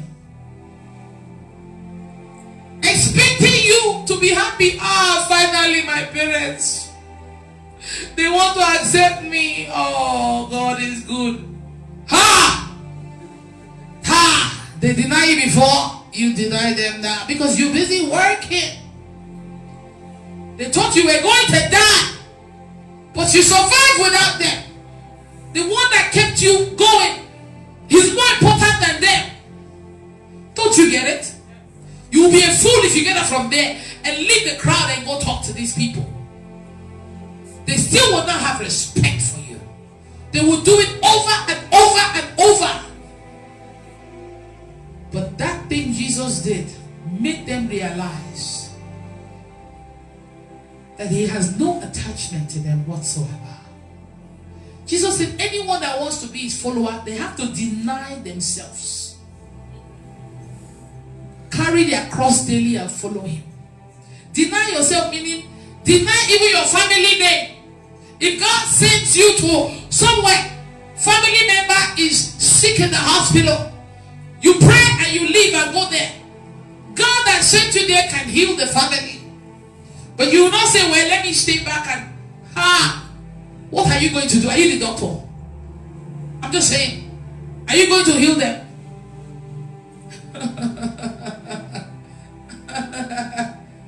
Are you the one that gives life? You could sit down there and that person will die in front of you, and you will still miss the assignment. You don't even need to think twice about it. That's why I keep saying pastors work very hard. Sometimes there was a video I showed of a pastor that his child was sick, the wife was crying. No money or anything to take child to hospital, nothing. Woman was crying. Pastor came home. Woman was crying. What are we going to do with this child? A member called, saying their own child too was sick. They need pastor to come pray. Pastor quickly, because pastor is called to take care of the sheep. Not be so. Pastor left his family with his child on the sick bed. Ran. He had no money to hospital for his child, remember? But the small money he had, took it to pay transport at night to go to the hospital of this member and their child. And when he got there, they were angry. Pastor, what took you so long? Is it now you're coming?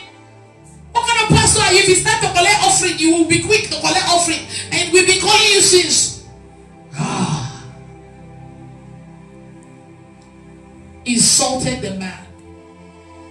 Did not even regard him. Insulted him that he was too late. That they've already taken the child for surgery or something. Pastor that has one big thing in the house, he could have said, I can't come. Father, I can't go now. Let me deal with my own house first. No! He denied his own baby, his own wife. The wife was like, what is wrong with you? The wife even said, let us use the money from offering to take this child to hospital. He said, no, I can't touch God's money. It's not mine. It's the church.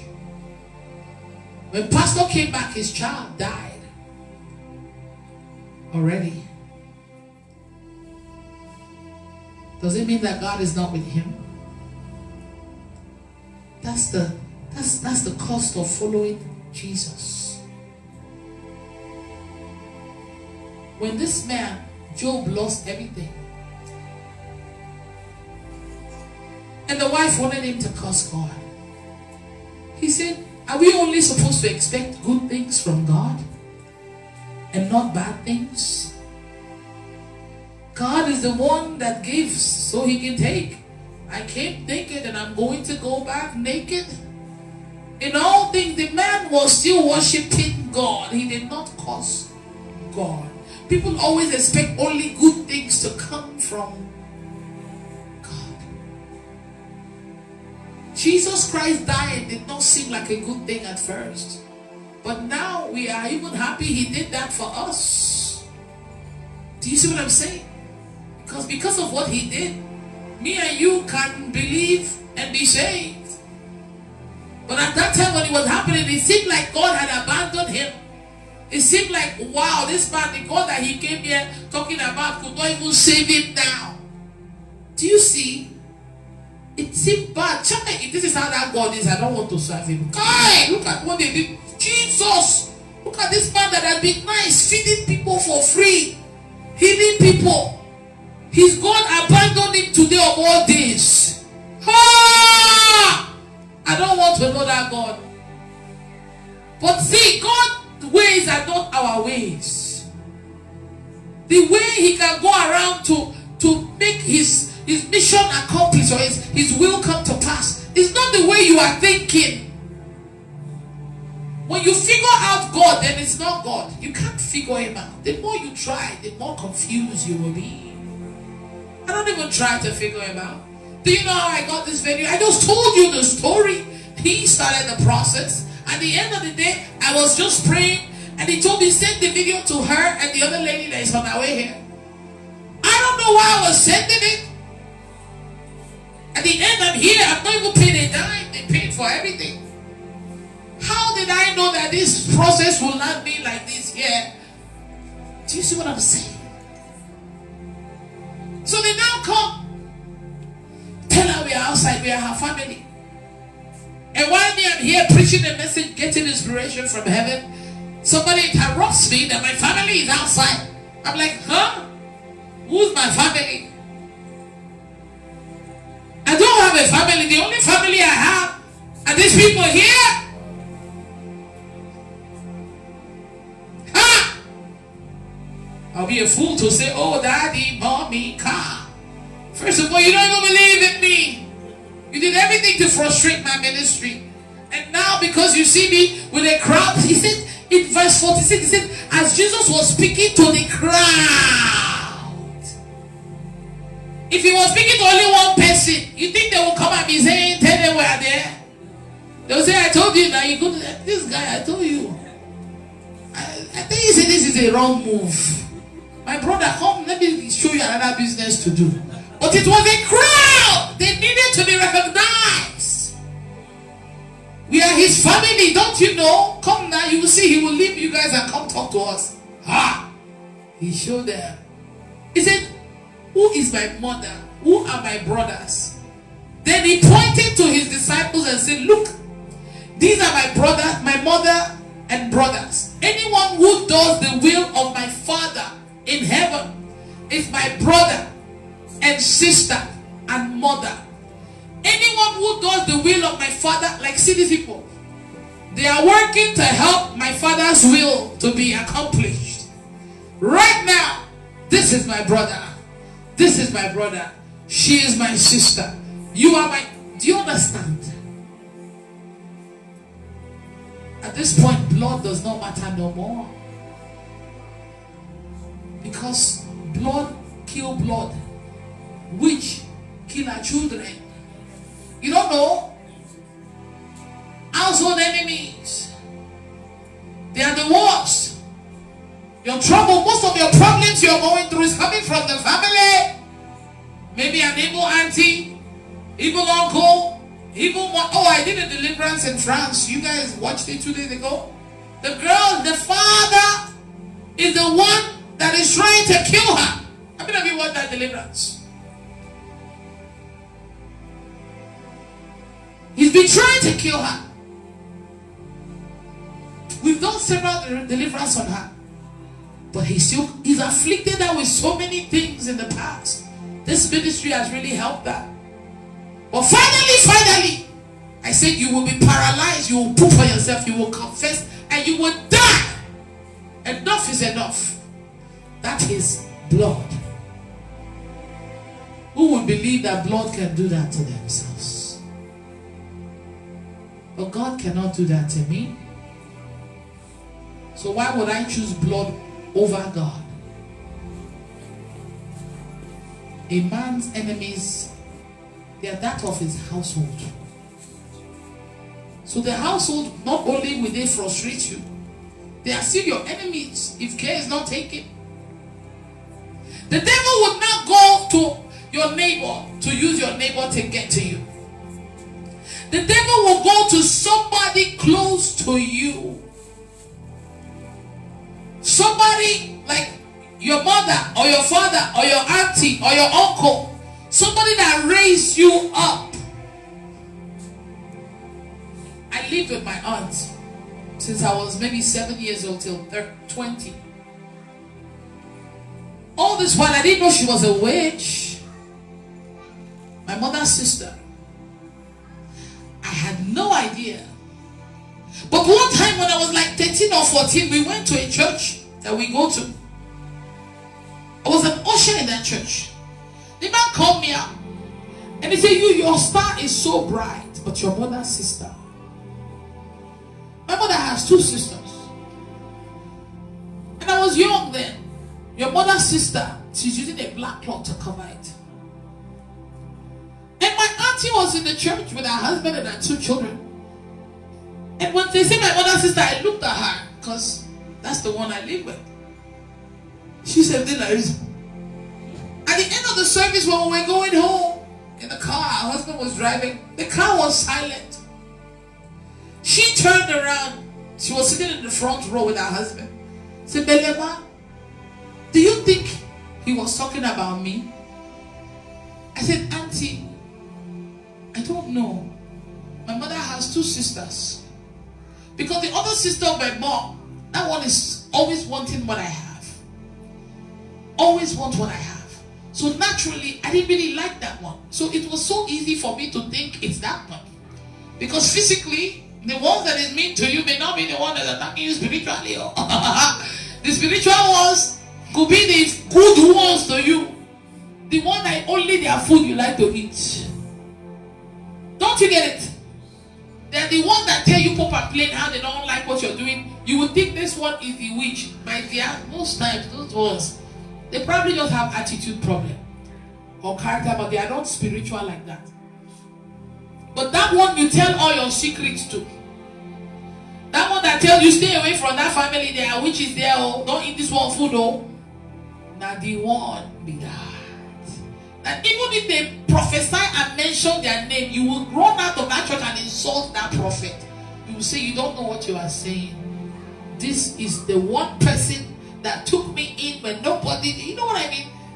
They have to be nice to you for you to not believe that they are the ones doing this to you. Most of you have somebody like that in your family.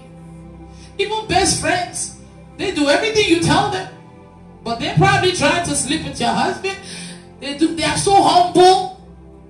You even think they are mumu, but they are planning things to finish you. The devil wants to do something that will shock you, that you will collapse out of shock. If he's not going to shock you, why would he do it? It's not worth it. It will not give you stroke. It is something that can either give you stroke or kill you on the spot when you find out. Devil is not the kind that will be wasting time doing something that will not affect you. He wants it to affect you well, because his purpose is to steal, kill, and destroy. It will either destroy you or kill you. So he will have a meeting and they will think, which is that person that she trusts so much? Which is that person that she loves so much? Which is that person that is so close to her? Let's talk to that one. See, we all hear these thoughts. Are you sure she likes you? Don't you see how she yelled at you? Don't you? If you accommodate the thoughts, they start telling you plans on what to do. Before you know, witchcraft don't start. The voice speaks to everyone. Some people are strong enough to say, you know what, get out. They don't want to think of it. The devil can, maybe that day you're having a bad day, somebody greets you, you didn't answer. You see, she does not like you. Can't you see? Just think of how she did. But maybe the person is not even about you. They just have a bad day. Devil will turn them around. And you will be convinced that it's about you. But it's not even about you. So this woman asked me that question. I said, Auntie, I don't know. My mother has more than one sister. She has 2 sisters. I was like, I think 15. Do you know when I went home to sleep, the next day that thing erased. It's like we never went to a church. I don't know what she did. But they you know, sometimes they make you forget some things.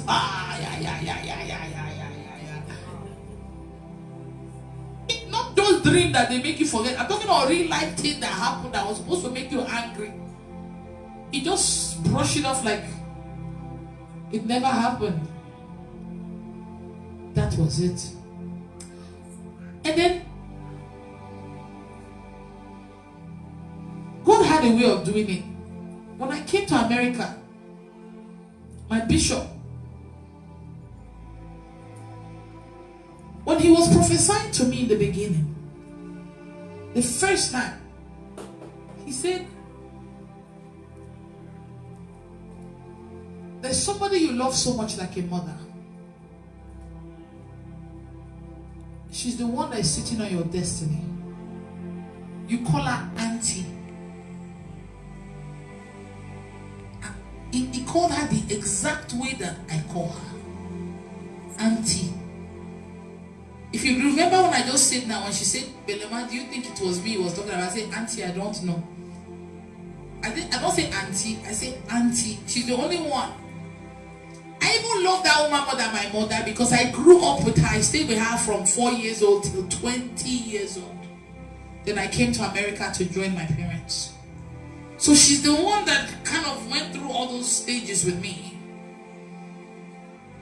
I remember one time my mother pissed me off. And I was like, man, I wish my auntie was here. I don't even know. Like, you know what I mean? Like, you won't blame me. I spent 16 or 17, 16 years or so. I mean, almost how many years with this woman? And she was nice to me physically. She never did anything to me. She treated me the same way she treats her children. She always gave me a lot of food, and I love food, and I love her for that because I said she never prevented me from eating. only to find out later that she was eating from my stomach. Because now I can't even eat like that anymore. Somebody, Rejoice, was saying, woman of God, you say you eat a lot. Since I've been around you, you don't even eat. Before I eat my food, I eat her own that is remaining, her husband's own that is remaining, her son's own, and I eat the remaining one in the kitchen. 1 hour later, I am hungry. And I was very skinny. It was one day my cousin was doing the deliverance, Pastor Isaac Samuel II. Last year, the demon said, one of the things she did to your cousin was she was eating out of her stomach. Don't you see she used to eat a lot?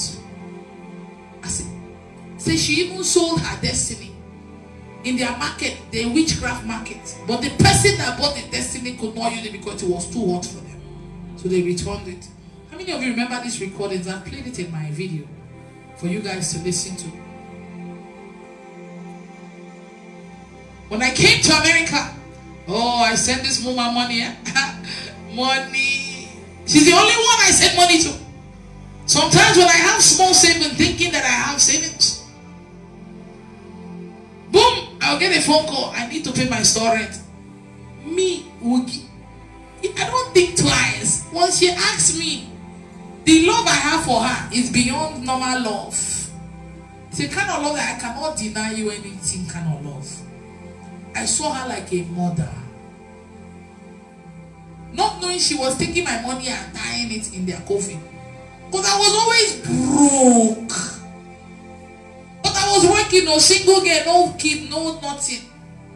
Alone, working. My money is, if you add it up, it should cover my bills and remain. But I know they see anything. It's like she has a mirror to monitor me. The moment I have small savings. Some of you know what I'm saying. It's like the moment you say you want to have extra, a phone call comes. How did you know I have this small money left? Family. I know where God is taking me to today. Some of you suffering here is as a result of a family member.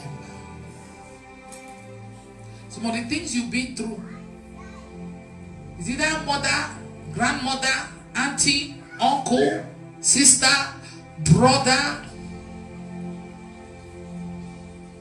that's causing it.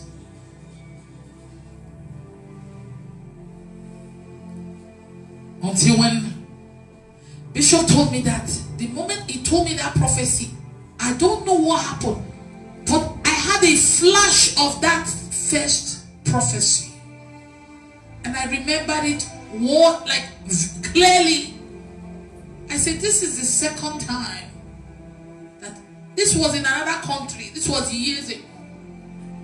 Over how many years later? 20 years later, in another country, somebody is mentioning, but this one was too close. Although he didn't want to tell me more, but once he said that, I just had a flashback of that time. I said, my God, I was upset because I love this one. If I let me tell you the truth, I didn't believe it at first. I just thought that all this, this people, that's how they break homes. There's some prophecy, you're like, please don't come and break our peaceful home. Some of you, it's not even prophecy, you yourself, you dream it. You see it more than one time. But you are thinking somebody is using their face. Sometimes they do use their face. But sometimes, because of the love you have for them, you don't want to believe that God is really showing you something. Maybe you pray the prayer, Father, show me the root of my problem. And maybe it doesn't come immediately the week you prayed it. But you see it clearly. You ignore it because it can't be that one. That's the only one you trust. For months, I didn't tell her.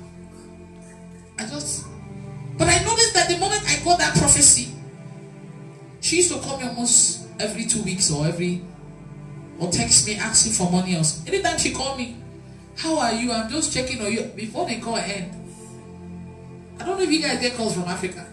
They don't just call you like that. You must drop something. You are even afraid to answer their call. I'm serious. Anytime you get call from Africa, your heart skip, boom. It's money. And they are so wicked that sometimes they only need 100 euro, or they'll ask for 800 euro. They're not asking for exactly what they need. They're asking for way more. Sometimes they don't even really need it the way you that is in a foreign country need it. Do you see what I'm saying? And you still help them because you have compassion for them. But you yourself, sometimes you really need help. You are even afraid to go home because when you go home, instead of them taking care of you, you take care of yourself and them. They will collect money from you to cook the food that you will eat. Hey! Some people have not gone home for years because of family members that are like devourers. They want to take everything you came with. And when your money don't they finish, when your money is almost finishing, they will be asking you, when are you going back? It's true, they don't have any use for you. See, when you leave home for so long, at some point you don't even belong there anymore. You yourself, if you even want to say, I want to move back home, unless God help you, if not, they don't really want you there. Unless they too, they are very comfortable. Otherwise, they are like, you that is the hope of the family. What are you coming to join us here for? Unless you are going there to open a business or do something. Because every morning they will come looking at you for money. This is my life. In fact, the last time I went to Nigeria, not this last year that I went to go do a program, in 2013 or 14 or 12 or something, I had no money, but I was a party promoter and I wanted to go to Nigeria to go see if I can connect with some promoters back home to do some shows. Online, they saw me as a big princess, popular, but I was struggling financially. I managed to buy my flight ticket, but I only had $20. How much is $20 in euro? How much is that in euro? 10 euro. I enter airport to go to Nigeria with $20. I had no plans to visit my family. Then I had not known about my auntie like that. I had not repented. I knew about her finally 2015, the second prophecy. This was 2012 or 13 or something. Handbag, not this bag. This one is expensive. That time I didn't have this kind of bag. $20, but with so much confidence. Because I was so popular in Houston, I knew a lot of guys that when they will come to my party and they will meet, fine girls, or they will get to know people. So they say, Princess, anytime you come to Lagos or come to Abuja, we will take care of you. Because anytime we come here, you always give us fun. Your parties have made us know people. Just come. So it was this connection style that I used to go. I knew some people that work in oil companies. They promised to take care of me because they felt like, see, when you come to America, you don't know anyone. And then there's this African lady that does big parties, and you will go to the party. She will even connect you with some people, fine girls. Before you know these men now that like to sleep around. They like me because there were too many fine girls in my party. The parties I was doing was not bringing no one to God. It was exposing them to fornication, adultery, all those things. I'm not the one that make you sleep with them, but I will say, hey, he's from Nigeria, be his friend, show him around, or something like that. My own is to do the connect. Sometimes they'll say, connect me with him and say, how much you go pay? For real. They'll say, okay, princess, no problem. I just need friends. I'm new here. I don't know anybody. Yeah? They'll give me 200 or 300. I say, okay, see this guy here? He just came. Show him around, He will even take you to the mall to shop. They say, hey, okay, no problem. Come and sit with us. Those kind of connects.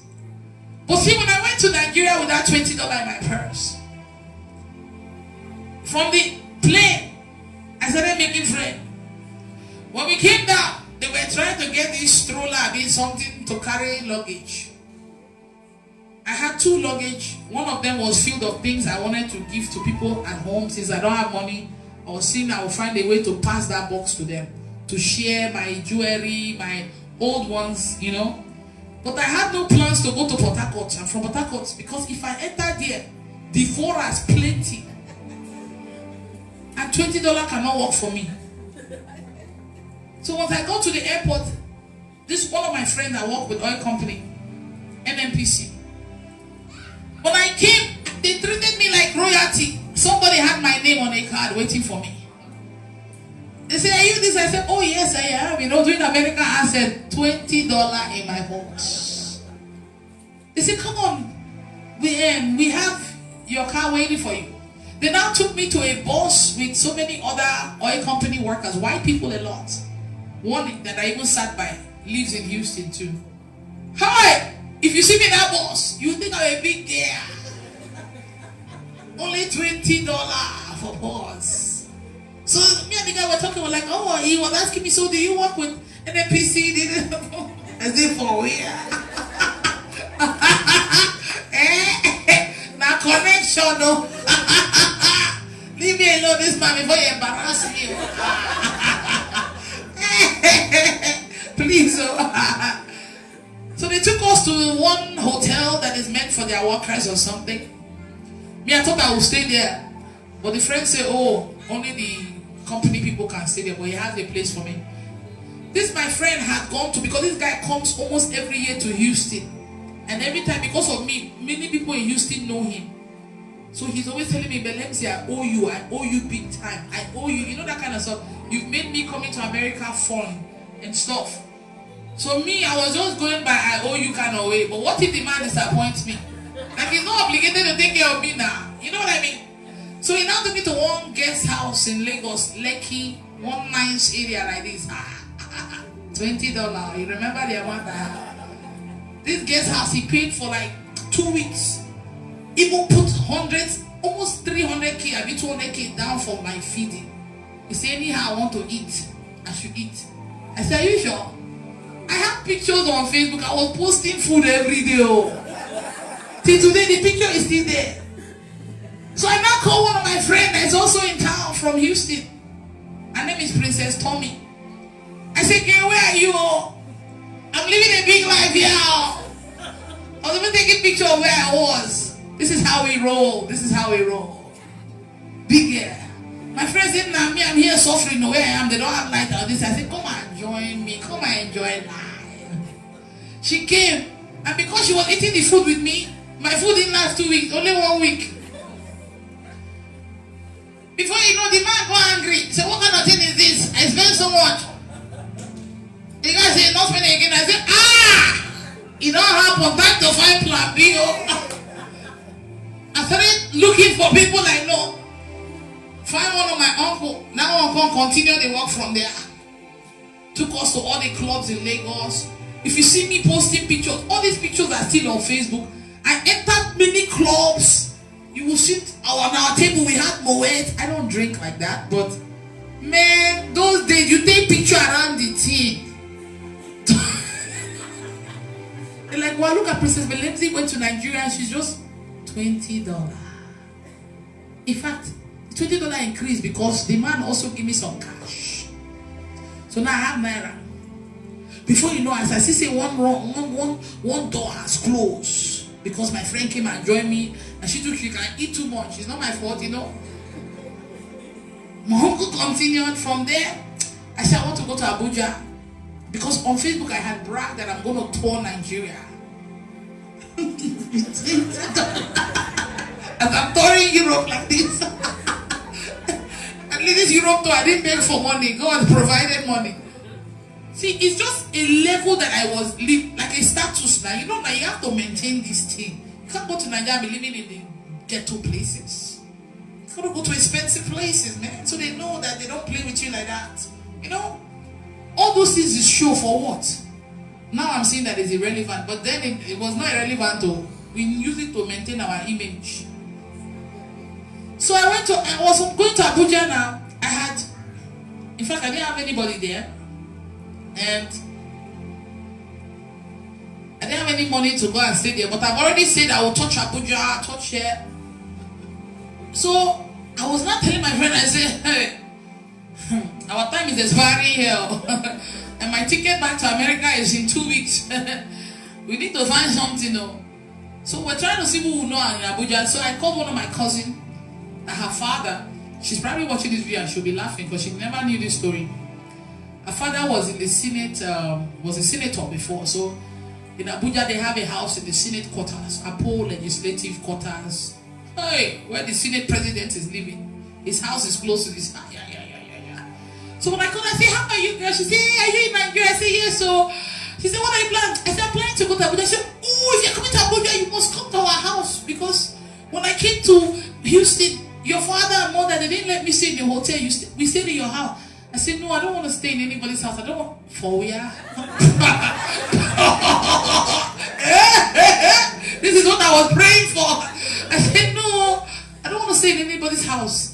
I want to be comfortable in the church. She said, no, I cannot let you. See, God always loved me. This is God's doing. I would think it's my own smartness. No! God saw that I will be stranded even though I didn't love him then. I was not going to church then. I didn't go to church for 50 years. Only party things. I said, no, she begged me. This woman begged me for her own house. And me, I had no money. But I wanted to do like American Girl now. I said, no, it's okay. I don't need to. I can stay in the hotel. I have a friend with me. He said, no, you and your friend can stay. The house is big. It's only my brother that is there. And we have our maid, one house boy like that cooks for them and everything. She begged me. I said, okay, let me think about it. She called me the next day begging me.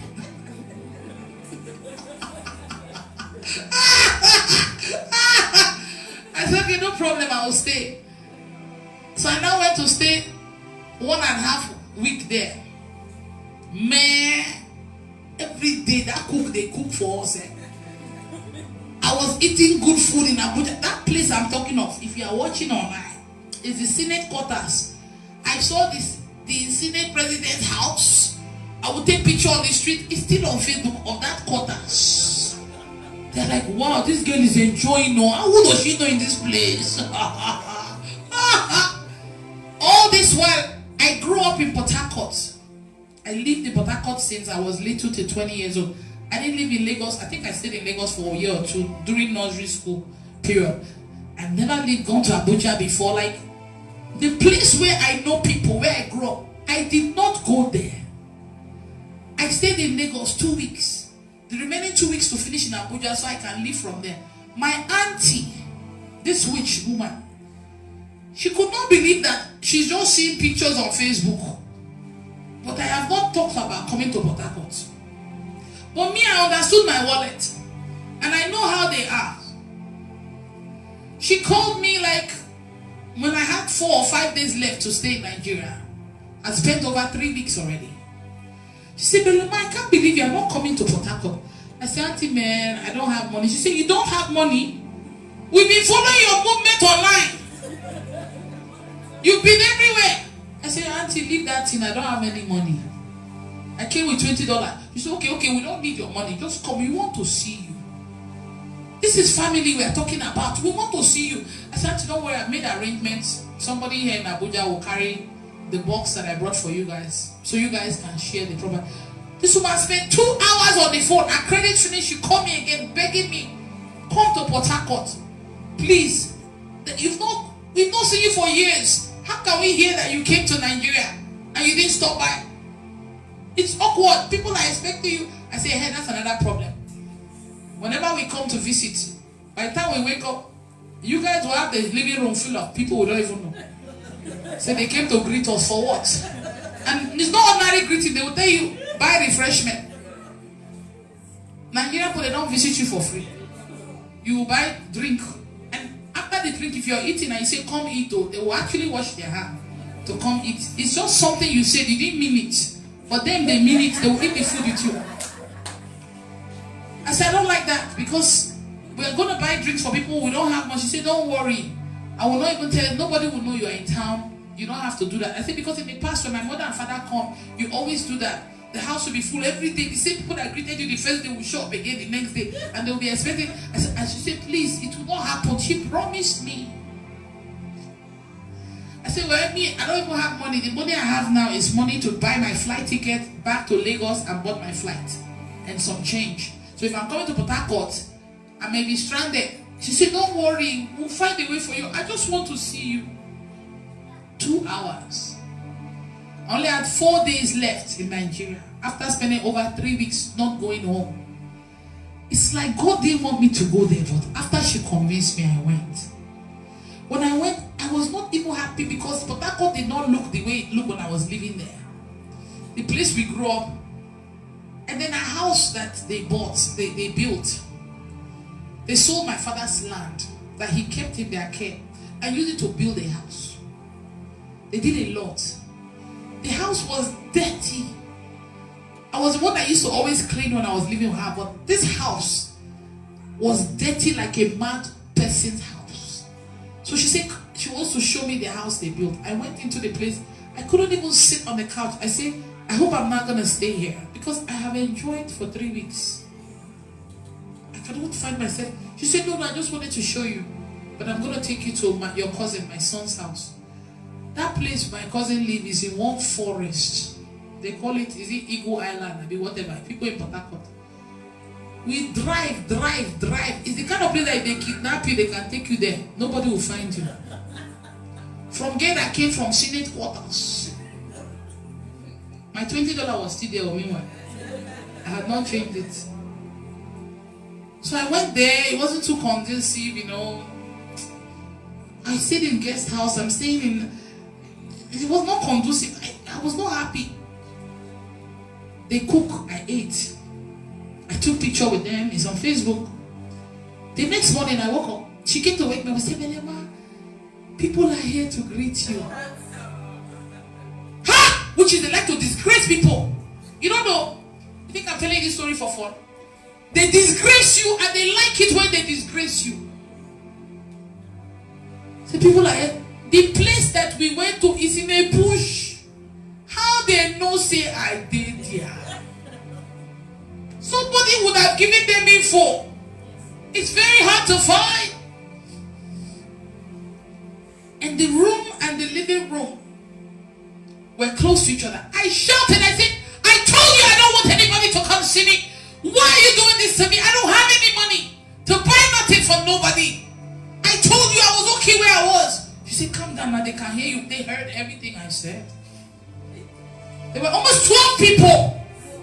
Not even 1 or 2. This woman wanted to disgrace me. Woman that I love so much. She said, don't worry, I will buy refreshment for them. I said, why do we even need refreshment for them anyway? He said, they just love you. I said, I don't even know these people. I didn't ask them to come. And of the truth, out of all of them, maybe only 1 or 2 that I know. But there are not people that I really care about seeing coming home. Do you get what I'm saying?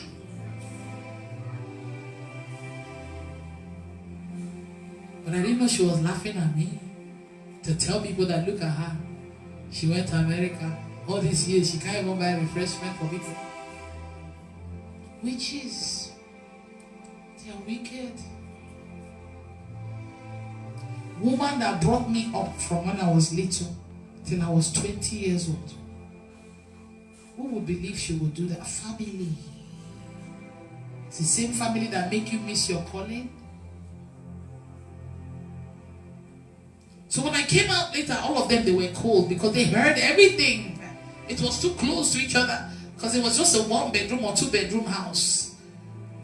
I was shouting because she promised me. Like I specifically told her, I don't like when you guys do these things. When we come, you ask us for money to cook for food for us. You ask us for money to refresh. It's like every day our money is finishing right in front of us. Like the main thing we came, like we're afraid to come and see you guys. She said, don't worry, nothing like that will happen. So I was not really happy. So time to go back. Ticket was higher than I expected. And I already told her that I may not have enough. So she gave me 7,000 naira or so to add to it. And then one of my friends, Sonny, I told him, I said, man, I didn't want to come here, but look at what happened. He sent me almost 10 or something thousand because ticket went to 30 something thousand naira. I don't know, I think they say whether it increases all the time. I don't know what happened. So she gave me small 7K. But the bag that I brought had a lot of my clothes. I used to like Indian tops, some purse, shoes, necklaces. All. I opened it just like I do in the show. I told her, Auntie, pick anything you like. She picked first. Pick. Then I gave her daughter one big bag of accessories, very heavy. So I had gifts, but I didn't have cash. So I felt good knowing that I gave them something. Not knowing that they use that thing to go put in their coffin. My clothes that I gave her. These people, very wicked. Do you know, the moment I landed in America, my mother is a witness. Less than 1 week, she called me and said, Belema, please, I need $500. I said, I just came back. I haven't even really walked enough. She said, please do what you can. I said, you give me small 7K to add to my ticket. 7K is not like up to $100. Now you're asking for 500. I have to work extra shift, extra to send her the money. My mother was like, this woman will not allow you rest. She just came back. But that's how, the kind of power she had over me. If she acts and complain on, like there's a way she says it, or of course maybe it's the charm she uses. I don't know, but it was easy for me to do anything. If my mother asks, I probably won't give my mother. But if that woman asks, oh, she's gonna get it. Until when that prophecy came, I cut off from them. And she used to call me every 2 weeks or every 1 week. It's like she knew that I had been told of her. She didn't call me no more. She didn't message me no more. 7 months, 8 months. Because I told my mother, I said, we'll not tell them anything about it. We'll keep it quiet. 1 year. So one day I was just restless at night. I said, I need to talk about this situation. I've been keeping it for too long. Why would she be like this? Why would she do this to me? Since I came to America, I've sent her money almost every month. Like I can't save money. I'm always, like. So I messaged her daughter, the one I took all the accessories for. I say, hey, this is what I heard of your mom. I remember one church we went to at some time that they said this about her. She said, I don't remember that church. I don't remember anything being said like that. Stop believing these people. I didn't know that she and her daughter, they did it together. You know what I mean? I thought it was only the mother, but it's 2 of them. I said, well, I'm just telling you to take your mom to a church to pray. The guy began to insult me. I'm telling you, I had to block the girl everywhere. The mother messaged my mother, called my mother, saying that how come Belema is the only one that remembers that incident. Nobody remembers it. Because she had erased my memory of so many things. But she did not believe that one will stick. Some of you have memory loss for no reason. They don't want you to remember some things. But God made that particular thing stay in my memory. Because at some point I was forgetting people's names and everything. I thought maybe because I was too popular, it was too many people. But it's this woman that did it. Witches will not just sit down and let you win. They are plotting even as you are here. The witch tormenting you, I can tell you, she knows you are here. She's doing everything to block you from getting free.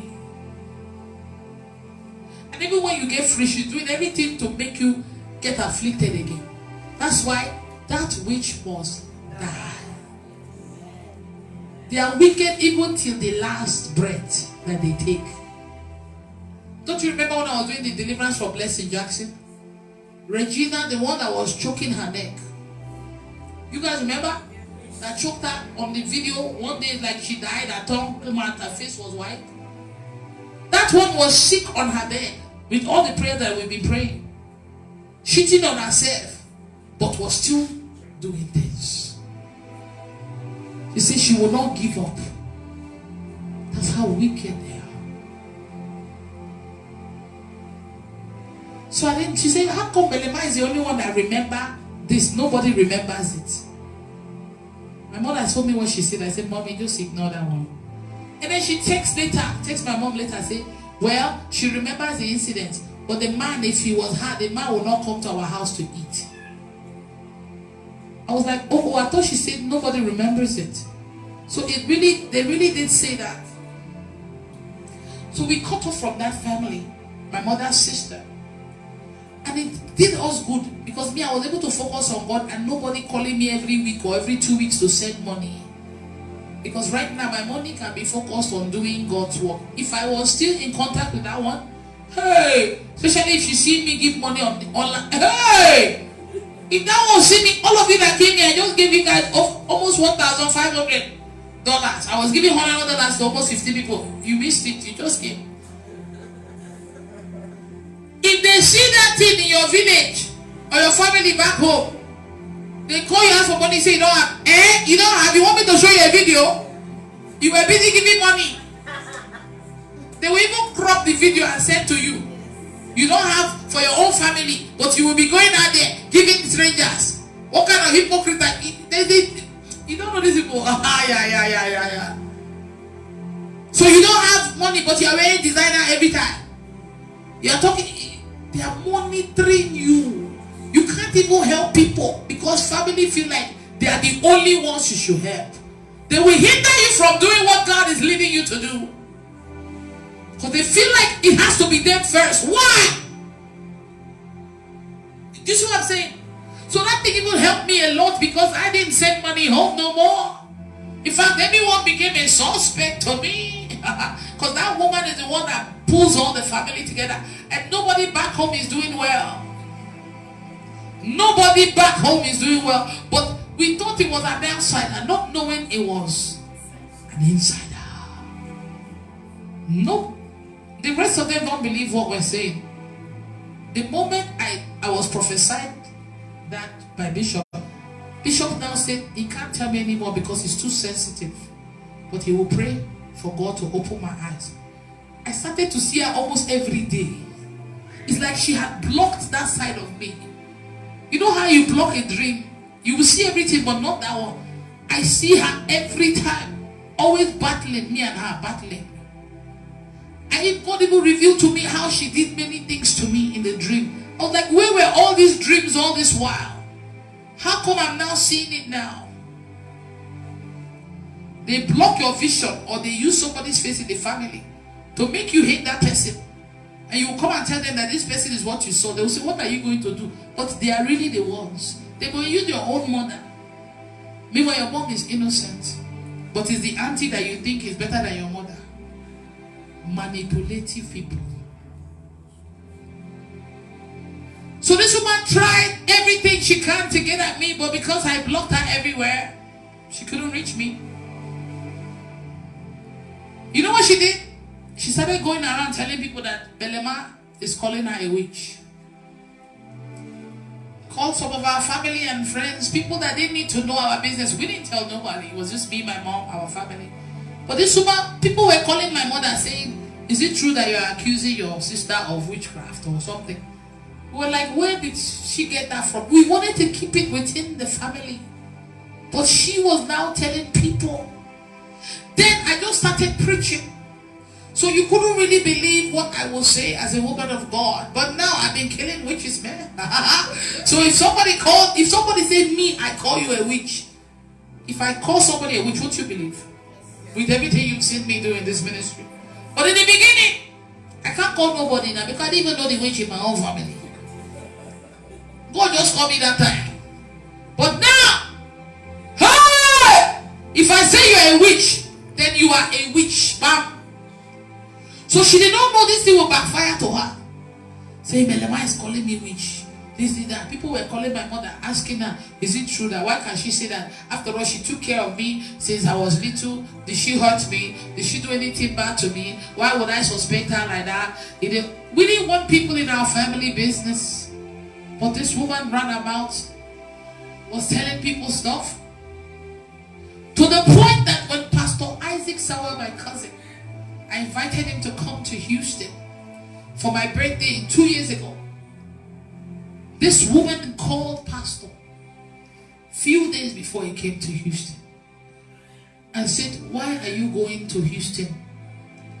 And Belema is not a good person. He said, Ma, I'm confused. He's never talked to my auntie on the phone before. She's never called him before.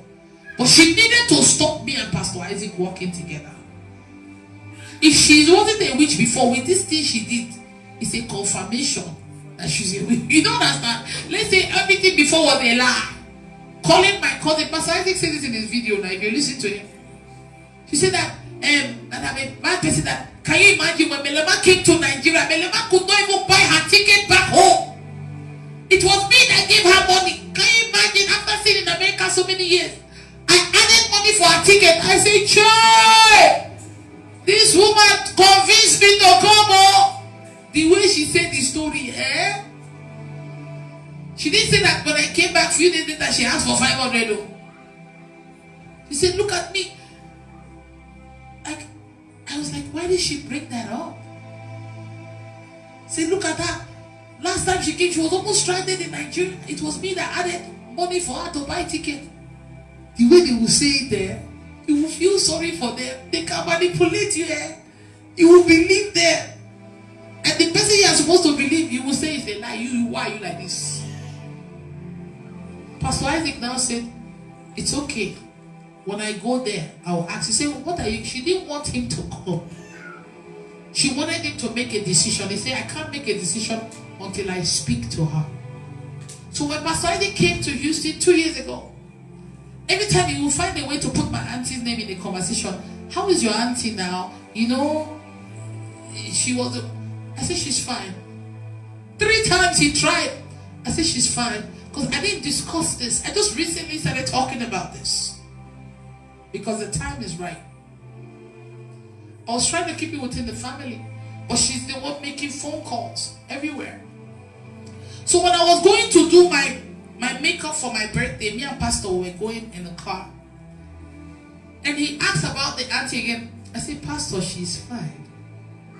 He said, well, you don't talk about her. I said, I don't need to, but she's fine. He said, actually, let me just come out clean and tell you. She called me before I came here. And these are the things she said. Everything she said was bad things about me. Me that risked my own rent to send money to her. I said, Pastor, do you believe her? He said, no. Because I've been here with you guys. I've seen how you treat me.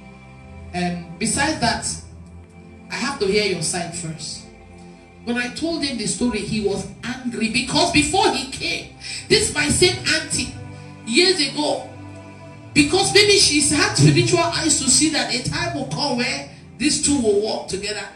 Years ago, she had called my mother and told my mother some bad things about Pastor Isaac and his grandfather, saying that his grandfather was known to be a man of God. But she said that he's a false prophet, that he gave my cousin some voodoo. So when Pastor Isaac was coming, my parents were like, have you heard what your auntie said about him? I said, please forget my auntie. The auntie that we now know that is like this. He said, just be careful with that family. She had already sowed a seed to make them not want to invite him to our house. Do you see what I'm saying? So when I now told her, I said, well, she's the same one that made my parents feel a certain way about you coming. Pastor Vex. Pastor was like, what? What? This woman had the guts to come and say, well, Pastor, if he did not believe she was a witch before, how about now? He said, she is a witch. He said, big one. Because witches, what they do is they manipulate people. They will come talk to you about this one. Go talk to him about this one. But you will not know it's them that did it. These two are fighting. They are laughing their evil laugh. But it is them that started the whole thing. If these two can be man enough to make peace and find out where the problem is coming from, then they will know. But most times they may not even want to talk to each other again. Until years later, they said, when they start saying, they say, hey, now this my auntie can't tell me. She was the same one that told me that. Do you see what I'm saying? That's why it's so good to forgive. If you forgive easily, you will not be manipulated by witches. Once you forgive, you will not ask, so where is this problem coming from? What happened? Do you see what I'm saying? But when you refuse to forgive, you say, I don't want to ever see you again. Everybody go their way. It is them two that do that. Because they've seen that you two working together will bring something great in your life or something. So unforgiveness is something that they also use against people to put people more. And unbelief. They make you not to believe in servants of God, and they want to break home. They just want to break our home. Why can you believe that kind of prophecy? You start doubting in a man of God that God has revealed to you. Because you love this family member so much.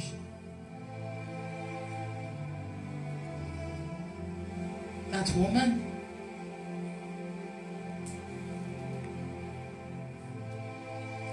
anytime I see her in a dream, she wants to stab me. I will remove my hand. I'll say, stop it. I don't want to hurt you. Because I still have love for this woman. She brought me up. One time she stabbed me with a knife. I started seeing blood. I said, stop it. I don't want to hurt you. In the dream. So when I wake up and I tell my mother, I'm like, it's like even in my dream, I love her. Besides which or nothing, I don't want to hurt her. I'm believing that it's because of me, the devil. Because when the devil sees someone that is going to be great in the family, he will pick somebody in the family. So sometimes it's even because of you that he chose that person. So if it wasn't for me, maybe she would never be what she is. Do you get what I'm saying? If it wasn't that my destiny was so great, they would not consider her. She will just live her normal life. Do you get it? But she's unrepentant. There was one particular dream I had. My dreams are not like dreams. God revealed to me what she did with my money, and I approached her in the dream. And she started shouting. Before you know, she entered her room and came out with something like a fork, like what native doctors they hold, and wanted to fight me. She will come to me, but there's like a bubble around me. It will bounce her out. I say, stop, I don't want to hurt you. I keep saying that in my dream. Stop, I don't want to hurt you. So when she came, I now pushed her, she fell. And then there was another dream I saw. She was asking me for money. I said, no, I'm not giving you money, you are a witch. Then Pastor Isaac came, but I knew that was Jesus. And she asked him for money. He gave her. I said, Pastor, don't give her money, she's a witch. He said, but woman of God, it's okay, it's okay, it's okay. I said, no, it's not okay, she's a witch. And in the dream, she was about to go to sleep. A voice said, don't let her sleep. If she sleeps, she's going to take that money to her meeting. I said, you will not sleep. Get up. Before you know, water started coming out from her mouth. A lamp came out of her. I told my bishop to interpret it. He said that soon she will die. But I'm the only one that can bring her to Christ. But God will give you wisdom on how to do it. This thing I'm telling you is a very sensitive issue. This is the woman that I grew up with. There was a time that I had pain on my left side in Nigeria. I was 17 or 18. I was skinny in Nigeria, but this pain was eating me like every 2 minutes. 2 days I became like a skeleton. They call it spleen. Take me to hospital. They refuse. She refused to take me. Our landlady said, this girl will die, yo. So on Sunday, I have a church near the house that I go to in an uncompleted building. They have their own church. They were going to that another church, but me, I don't know. I just started going to the uncompleted building. I was in the choir. I was the chorus leader, the praise and worship leader. So that day, they said they want to follow me to church. You and our 2 children. I said, okay. My hand was like this for 2 days. Every 2 minutes. Nobody carried me to the hospital. So when we went to the church, a completed building, it was time for praise and worship. And another sister started leading praise and worship. A pastor that always visits, but I've never heard him speak. He doesn't say anything. He just sits quietly to support his friend, the owner. He said, it's like something entered him when that girl was singing. He got up, he said, where is Sister Belema? It's like a small congregation like this. They said, she's there, she's sick. He said, how can we be in the house of God and our chorus leader, I mean praise and worship singer, is sick and we can't pray? Sister Belema, come. Hey! I would have died that day if this man had not prayed for me. My auntie sat there with her 2 kids. Because this guy, we didn't even know he had anointing. The guy doesn't talk. He just sits as the chair. And the pulpit is a not completed building. So the pulpit was something they just put there. Very high. I came home. I turned to skeleton. I just came like this. Ah! Ah! They were eating something. My spleen or my flesh. I don't know. He now stood. He didn't touch me. He prayed and he now said, receive it or something. And my auntie always makes us make fun of people that fall. We don't believe they fall. So I go to church, but I don't believe that thing. We thought it was funny. We thought they are faking. That's why even when I try to do usher, when some people fall and knock, they get up, you are pretending. I was a bad usher. You know, because of how we joke in the house. See, they have a way of even making you. You don't understand this thing. It's all their strategy. And you will think you're smart. Before you know it, he said, receive it. I shouted, ah! Fell on the floor. He didn't touch me. That was the first time I experienced deliverance. My auntie was shocked with her children. When I got up from that ground, it was like a real brown sand. Uncompleted building. I still kept my hand here, but I tell you, from that day I didn't feel that thing no more. When we went home, because I was used to putting my hand like this for 2 days, automatically my hand was still here. My auntie came to me every 5 minutes. So you don't really feel any pain again? I said, no, auntie, oh, it's gone. She said, ah, glory be to God, oh. I'll be worshiping it. She said, so you mean that pain is truly gone? Me, I did not understand, but now it's like I'm beginning to. I said, yes, oh. She said, ah, that man of God is powerful, oh. She come, you say, so I said, you came from church, you've not felt anything. I said, auntie, no, I don't feel anything. She said, okay, so why is people putting your hand there? I said, I think I've done it too long for 2 days. Almost 20 times that Sunday. She could not believe, because it's like they had set it for me to die.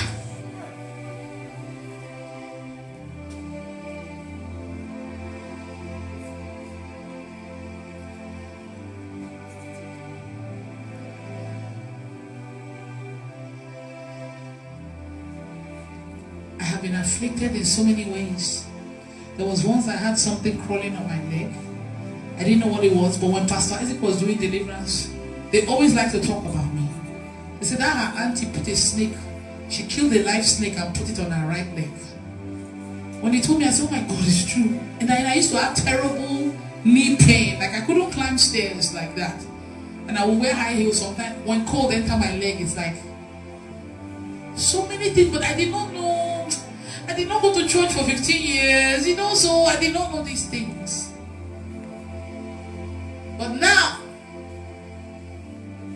who would you rather choose after telling you this story?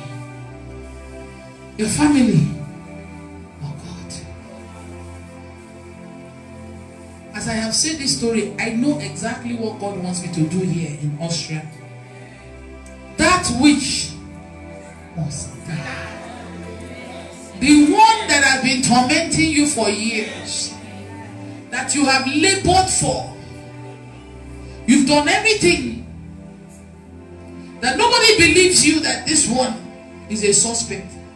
Their time has come for them to be exposed.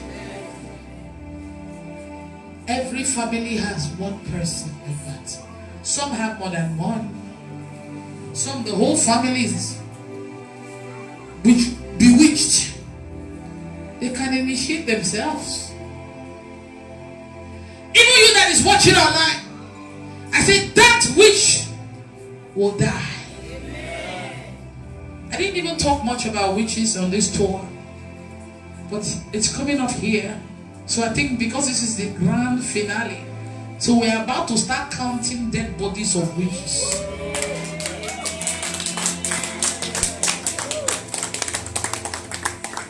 The affliction, the problem you're going through did not just come on its own. Somebody did it. Because they saw greatness in you. But no matter how they tried, God had always found a way to save you. Even when you did not deserve it.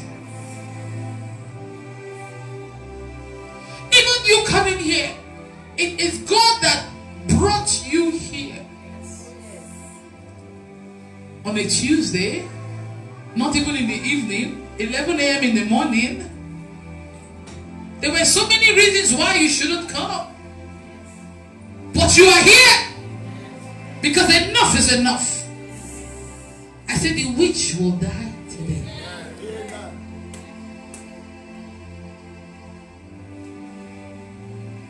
Some of them, you don't have a job and they call you. Hey, how are you? Have you gotten a job yet? Auntie, I'm still looking. Oh, hey, it is well. I'll pray for you. Keep looking. When they hang up, she still doesn't have a job. When they call you, or maybe you, I pray for you, or your pastor pray for you, and you get a miracle job.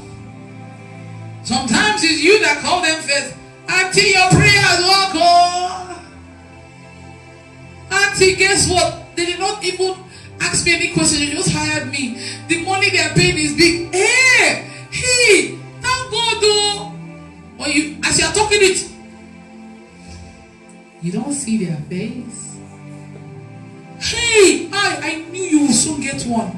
Hey, thank God. Keep praying, no, so that the people fighting you, they will not fight you. You are talking to the one that is fighting you. Are you talking of pretenders? Witches are the number one pretenders. The moment they get off the phone with you, they will go to wherever they have that thing and do some things. Let her lose that job. She must not get that job. They dropped it. And there are some of them that every time you tell them your plan, you never succeed. You have an idea, you tell them, you don't make mistake. Why did you tell them? Every time you want to get married and they get to know the person, oh, the marriage will not hold. There's something in you that keeps wanting to tell them. It's like you feel like this is the only person I share my problem with. I have to tell them. Like there's an obligation in you to tell them. It's part of what they did to you. Plus they are monitoring you. They have their GPS. They have something. Some of them, sometimes they give you a gift. You bring it to your house. But it's a monitoring device. I will make sure that every monitoring device given to you will be destroyed. Amen. It could be a keychain. A key holder that you like. It could be something that you put in your room because you love it. See, they know what you like. It could be a clock in your house, but it's not a real clock. It could be a pot, something, but they are using it to monitor you. Witches have destroyed so many people. They are the ones that are called wickedness in high places. They are the lowest of all the demons, but they are the most wicked and they are the most active ones. They are active. As of now, I'm telling you, some of them are angry right now because they are looking in a pot or a mirror of what I'm saying. They are shooting arrows, but of course it's not coming to you. It's going back to them. One deliverance that Pastor Isaac did, the demon manifested and said, she can't attack your cousin anymore. Because your cousin, me, she has a big angel that stands behind her. And whenever she shoots an arrow to your cousin, the angel shoots it back to our kingdom. And there's a big destruction. So she can't do it anymore. So because now I have protection, nothing can come near me. God has given me power to tread on serpent, scorpion, witches, all of them. And he said, nothing shall by any means hurt me. So for now, it's by trying to go manipulate people, because the spiritual way is not working anymore.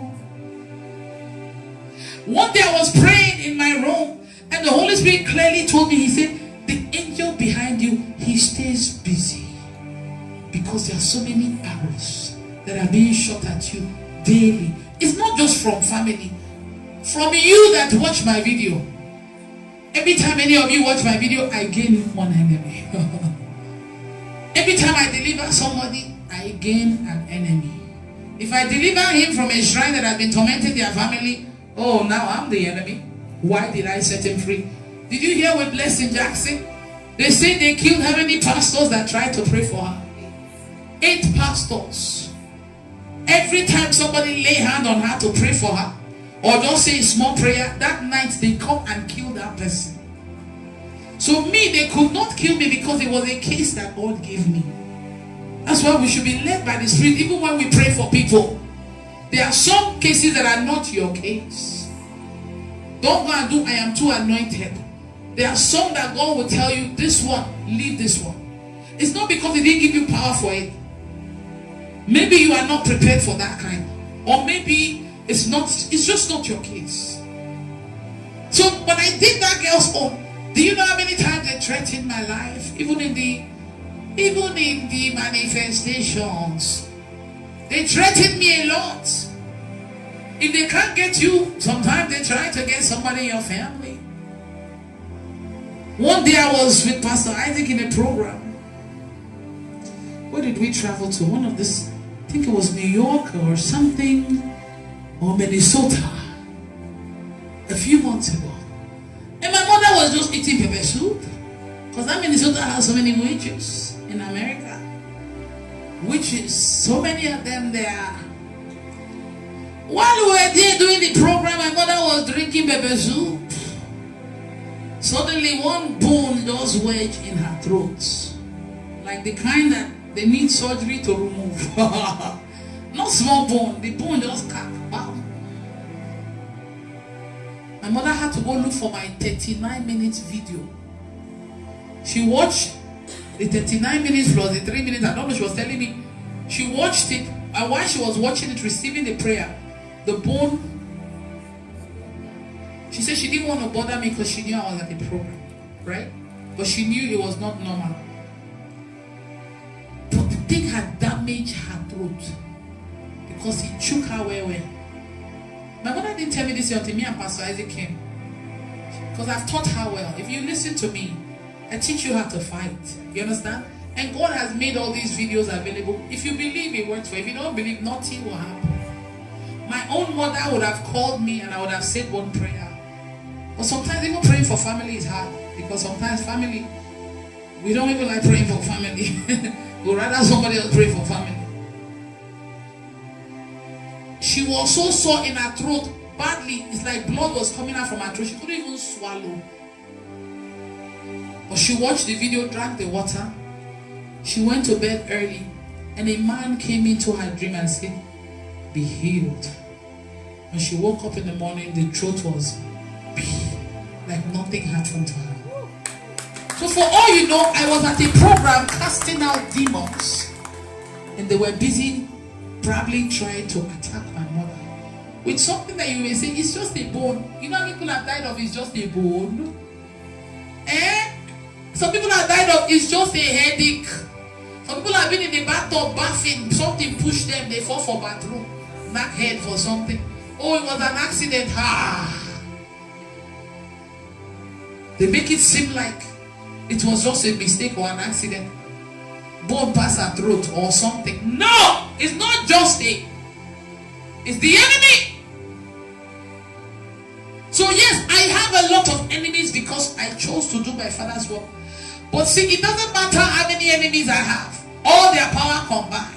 It's not even up to 1% of the power that is in me. That's why I don't boss, when I see any demon, no matter how they do, come out, chop off the head. They can shout, but at the end they will cry, beg, bang, I don't come out there. They only threaten people that are afraid. And one thing I don't have is fear. I may laugh too much, but I'm not afraid of anything. I am not afraid of anything. In fact, I am mad at the devil. Whenever the devil does something, it makes me angry, and I organize a program. I was telling Elena, so who was I telling? I said, my own anger triggered me to do program and to cast out demons. So don't get me angry. If you think you're trying to do something, you will trigger me to do a 12-hour program and chop it off. So mind yourself, unless you want me to chop you off. Do you see what I'm saying? I was just telling her this yesterday. I'm totally sold out for God, and no family member can convince me. Sometimes they use your child. They use your own child. They will make that child sick all the time. Whenever you want to do something, your child is sick. You don't know. Every time you have an important thing, you're already dressed up, want to go. They use somebody that you love so much, but you have to make a decision at some point. Take care of this child for me. I will be back. And go. The child will be fine. But if you say, well, I can't leave my child right now, you can see that they got you. If I had given an excuse saying, well, this is not a good month for me to come to Europe. My son's birthday, I don't want to miss it. Mother's Day, I don't want to miss it. I want to be around.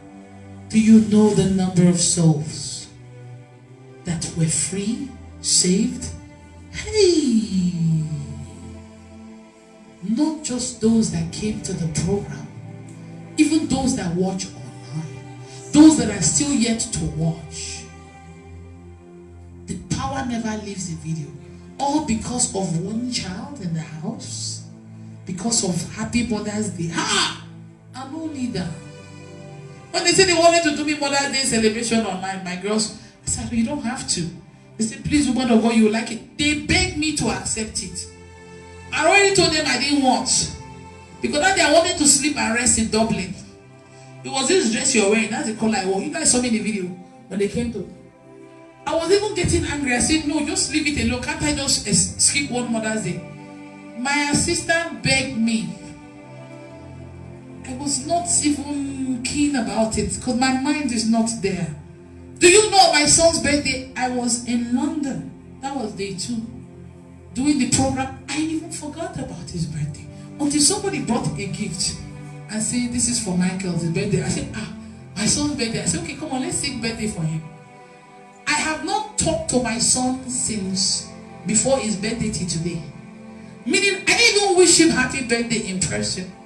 Because when I came back and I tried to call, I organized for them to take him out and enjoy himself. They said they were still out and he's playing in the ride. I slept the next day. I have not talked to him. I've not wished him happy birthday. But I know that he is fine. Life goes on. The boy got his life to live. I got my life to live. Bishop already prophesied that at age 11 he will become a what? An evangelist. So hey, the boy will soon start doing his own mission. So me, I'll be missing my own because of him? No, I'm just saying, everybody have their own calling and mission. You cannot let one person hinder your own. I have done my part to burn him, use my belly, they cut me up. I have the mark. In fact, that was if he hold me big time. For me to carry him in my womb and bring him. But I'm not going to let him stop me from doing. Do you see what I'm saying? I'm not attached to anything. Since I came to this Europe, one black sandal that I like that I have. In Italy, somebody requested for it. I said, that's the only black sandals I brought. And I really like it. As she was going, God said, give it to her. I removed it. I didn't have a shoe to wear to the hotel. She gave me her slippers. And her size is smaller than my leg. I bought over 10 human hair wigs or something. Every country I've given two or one. They cost almost $400. She followed me to the store. Spend money on these things. I can give anything. Just give me Jesus. I'm not attached to nobody, nothing. And when you are like that, the devil doesn't know what to use to get you. But when he sees that there's a strong attachment to something, he will focus on that thing. And that's where he will get you. But when he sees that this one, please, this one, her son, her mother, this one, we even told this one, we don't know. Let's keep looking. The girls that work for me, they are watching online. I tell them, I say, see, I love you guys. I treat you well. But the moment you begin to mess up too much, I will let you go. I don't love you to the point that I will keep you to be messing up. So sit up. If you are not doing what you're supposed to do, you gone. She that is working with me, I love her very well, but she knows that we are on a mission to work. I'm not so attached to her that in fact when we came in Italy, when she did one small mess up, not small mess, one major mess up, she didn't report herself in that one. Should I tell them that one? We never told them. We're almost finished. You reported yourself in Germany. When we went to Italy, the first place we went to, day 2 of our, what did day 1? Don't worry, they will learn from it. He said day 2. Look at her. When we went to Italy the next day, I said she should go and change some money from dollars to euro for me. I gave you how much? $3,500 to change and bring to euro. And by the calculation, it's supposed to be about 2,800 or something. She was supposed to pay the bank that I use in Italy 2,000, pay for their room 500, and still do 1 or 2 things. She went with one guy called Celestine and 2 guys from the bank. She's laughing. To go exchange the money. I was in my room, and she wanted to change the money, and they changed the money, and they now told her that they still have to take 800 or 900, 800 and something from the money, 20% or something. And she said she asked the guys, and they say yes, that's how they do it. She didn't know. But normally she's supposed to call me and ask me. So when she finished, she gave them the 2,000. And when she came, she said, woman of God, I didn't have enough money to pay for their hotel and other things. I said, why not? She said, because they charge this and that. I said, excuse me? I gave you 3,500 and they took almost 1,000 in fees, plus the fees. She said it was when I was talking to her that her eye clear. The devil wanted her to be fired so she can go back. The devil wanted to mess up her work before she even started. She's not ashamed of it now because we know what it is. I said, I just came to Italy and you're losing me money already? Almost $900. Why didn't you call me? Even my assistant Wesu always calls me, always texts me before she makes any kind of decision. Because I'm very spiritual. You will find a nice hall and I won't like it. I'll say, no. You've seen it. He found a bunch. I said, no, I don't want that one.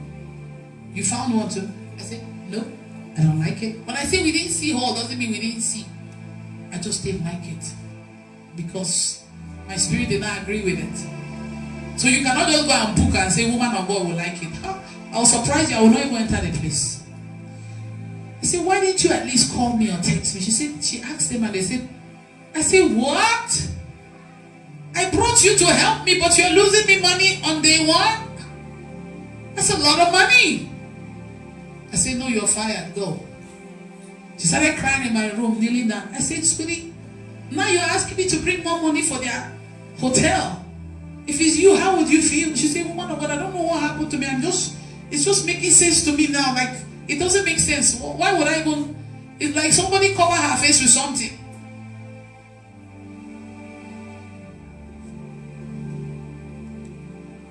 I was so angry. It was part of what the devil wanted to do to me. I could not believe it. I said, Father, did I make a mistake? You told me to bring her with me. But our first day and she's losing me money. So she was disappointed because she works for me in America as my head usher and she's the best. She's very good. Very good at what she does. In fact, it's me that is always looking for her. Sometimes I pay for her flight ticket to come and do her job because she's very good, very calculated. She remembers. But that day, she said, it's when I was shouting at her that her eye opened, and she herself is like, what? It's like somebody did something to her for her to go back. So God told me to forgive her. And not only that, before she came to my room the next day, because I told her I want to buy a ticket for her to go back, because I can't handle this. You understand that? That's a lot of money. I don't just sit down printing money, you know. She was begging. God told me to forgive her. But God told me, He said when she comes, I should say, Helena, I forgive you. And I should mean it. I said, okay, Father. Because I told God, I said, I've already forgiven her, but I think He knew that she needs to know that she's forgiven. Because she's very spiritual. She prays a lot. So when she came to my room, she couldn't even look me in the face. I said, Helena, I forgive you. I said, woman of God, thank you. Thank you, woman of God. I'm sorry, I don't know what came over me. Please, I'm sorry. I said, it is well. God told me to forgive you. That is why she started, she's very good. It's just that day, I'm sure it was supernatural then. That's why in Germany, she reported herself on the mic. When I gave her mic to sing, she said something. Because in Germany, on the second day, the first night, when we came, I said, Lena, remove 30 shirts, white shirts. I'm going to use them in other countries. Don't give all the shirts to people in Germany. I saw her separate 30 before I entered my room. But when we came to the program in Germany, I asked her, I said, are you sure you separated? She said she did. But there was a lot of white. Germany was where I gave almost everybody. You guys remember? I said, are you sure? She said, yes. So when we came back to the room, she was now packing the boxes. Me and Ricky were sitting down. She was packing boxes. She's so hardworking. This woman, I've been praying for her. She doesn't know. She will not sleep until, woman of God, do you need anything? No. And she will answer. Clap for Elena, everybody. Even online, clap for her. Show them clapping. That's right. It's not easy to do her job. Maybe there's a witch in her family fighting her, saying you must not work with that woman. We will mess you up today. So when she came to the room, she realized that the 30 that she had set aside, she added it. And it has been given to the people. She's like, hey! This was my second straw. I can't afford to mess up in this trip again. This woman spent a lot of money. They know how much I spent to do t-shirt. Thousands of dollars. She kept looking different books. He noticed it. We asked her, what's wrong? She said, it could feel her heart beating. The white shirt. The white shirt. I said, I told you did not separate it. And I wanted to get mad. God told me, calm down. She is doing her best. So I kept quiet. He felt sorry for her and came to help her. Ricky, wave your hand.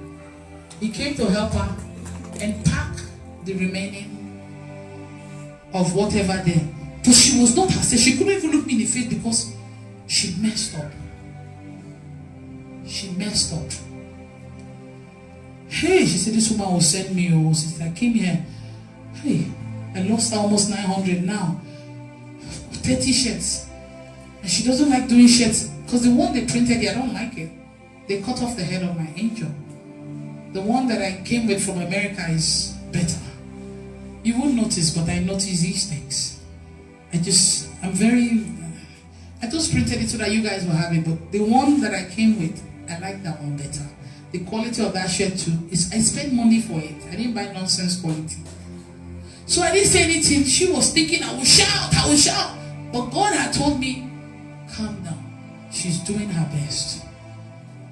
So I didn't shout. Ricky left us. It was just me and her. She said, woman of God, do you need anything? I said, no, Elena. Great job. She left. I didn't know she was thinking to herself, huh? Great job. I just lost 30 of your shirts. I had no idea she was thinking that in her room, praying to her father, because she was expecting me to yell. But I'm led by the Spirit. Sometimes the way you expect me to react is not the way I will react. Do you understand? So she's not a bad person. I really like her, even I won't even bring her here. But it's just there are some mistakes that can cost me money. Do you understand? And normally you want to make noise about it. Doesn't mean you hate the person, but the next day, when she came to the room, she was still feeling the certain way. I said, Helena, do you know why I did not shout at you yesterday? Even though you've lost my 30 shirts, now I need to find a way to print more shirts in Germany. Because God told me to forgive you, to leave you alone, that you are doing your best. Hey, she knelt down. Oh, thank you, Jesus. Thank you for looking out for me. Hi. And then when I gave her the mic in Germany to sing, the woman of God in her came out. Did you guys watch that video? Even me, tears come out from my eyes.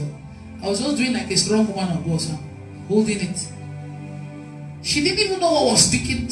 When I asked her, she said she don't know. Elena, I didn't even know what happened to you. She was just flowing. She said that even in my mistakes, God was looking out for me. He was looking out for me. I thought I had messed up. But she said, good job, Elena. Good job. I just lost you 30 of your clothes. I just did this. She meant it more. But you guys did not know the first mess up she did. Because we didn't discuss that. But we are over that now. We can talk about it. It was not just that one that made her feel like that. It was like this one cannot happen after that other one. And it was powerful. That's how God cares about us. He said she's doing her best. Now if I was not led by the Spirit, she would have been back in America.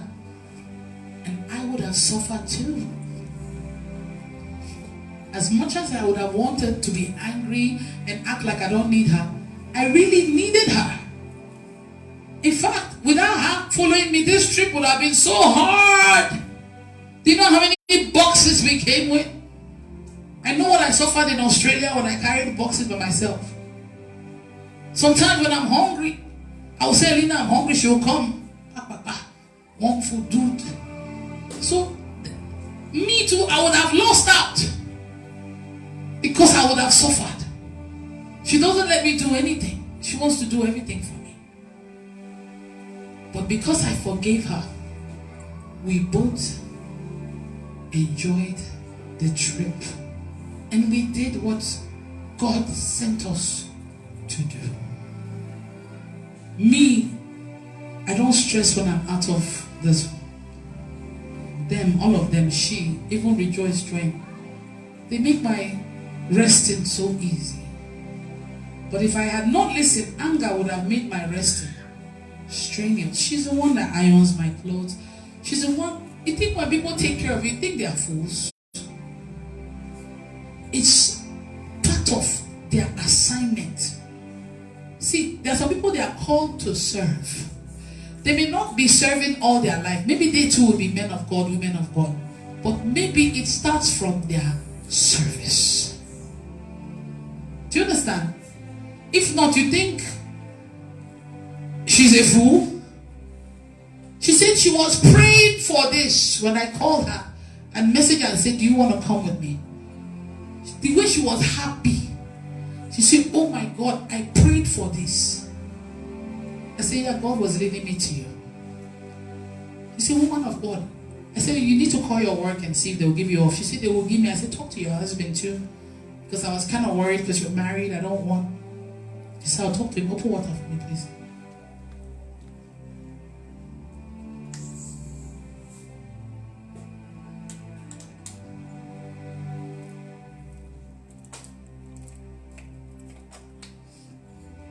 Do you know, immediately the next day she said, the husband said he can't stop her from doing God's work. Because she loves God. She said she was even praying for somebody like me and God brought her to, right? Her job gave her 5 weeks off. So she said she's ready. I said, okay. How much would they have paid you for 5 weeks? She said, no, woman of God. Me, I want to serve. I don't need money. No, I've been praying for this. I don't need your money. I said, Lina, we don't do things like that. You can't come with me for 5 weeks. Who'll pay your rent? Give me water again, please.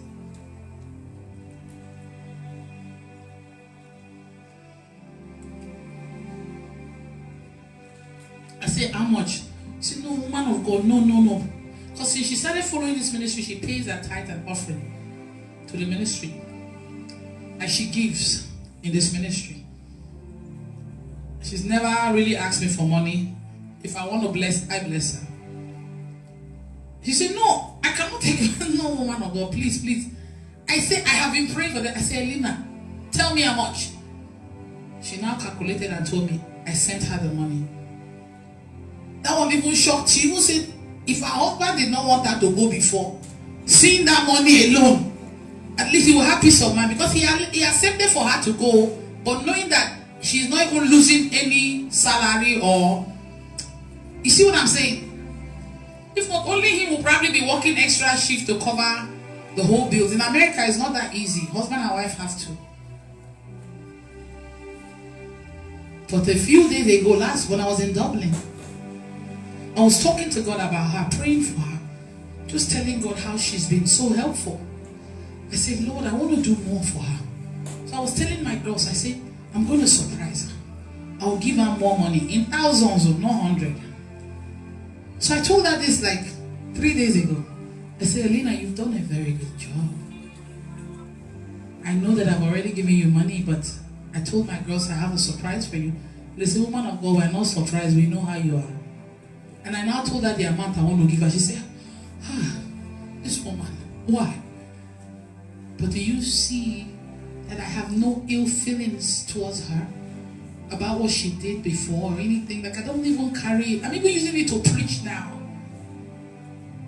But if we were not people or children of God, people that are, me and her probably will not be talking again.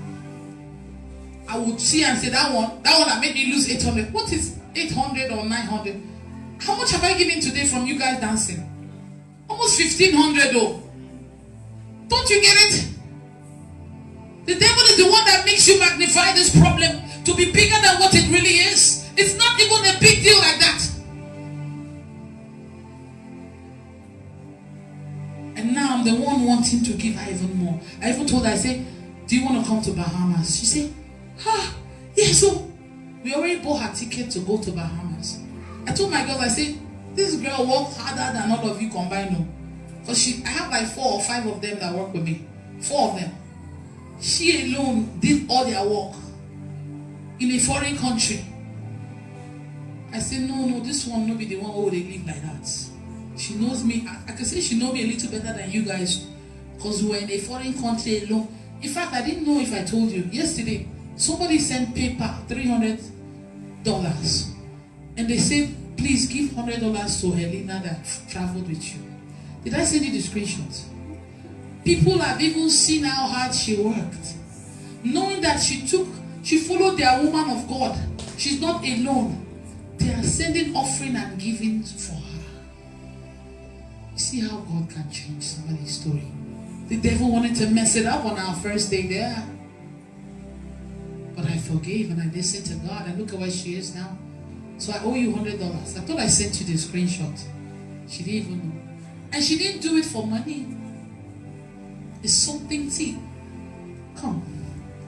He said that He's always afraid to stand near me. He said that, not afraid in a bad way. Whenever he stands near me, what do you feel? I feel it always, continuously. Not the heat has done. Come, Ricky, come tell us your own. Ricky told me something in Dublin. He said, Always feeling cold.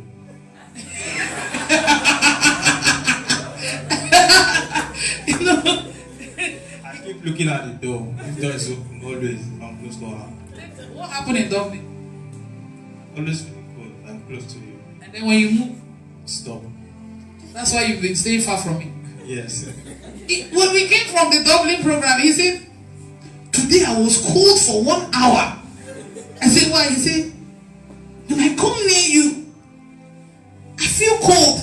I go back, I don't feel it. I was trying to wonder, what is this? He now said it again in France. He said, that thing happened to me again in France. Just being around the anointing, it rubs off. Now, he said something yesterday. Come, sweetie. This man, come stand here, sweetie. I don't know him before. But before coming to this tour, he said, Mommy, please, I want to work for you. I want to work for you. I look at his profile. I don't see any of my videos or anything. I said, who is this scammer that is messaging me? I don't know this guy. I've never seen his name on my video before. He said, Mommy, I want to work for you, please, in Italy. I thought he was joking, no. He was in Italy days before I even got there. 2 days before. He lived in Italy, but not the area for the program. 7 hours away. And the moment I saw him, my spirit accepted him. And he's been working for me. Before the first day he did the video. Now, since then, he's been using phone to take pictures. He didn't come to London because he couldn't due to some papers, his restriction or whatever. But he's followed me everywhere. And I've watched him change these few weeks. To the point that yesterday, while I was in France program, I kept hearing that he will sing for me. But I didn't say anything. But in the room, he was playing worship in his phone. And he said he will sing in Austria. I laughed. But they didn't know why I was laughing. I didn't tell none of them this thing. I almost called him in France to come sing. But I was like, Ricky, sing. So when he said it, I was like, thank you, Father. I said, Ricky, sing for us now. Let us hear the song with me. Before you know, today he says, not singing. I said, no, you must sing. Go. So right now is your time to sing here.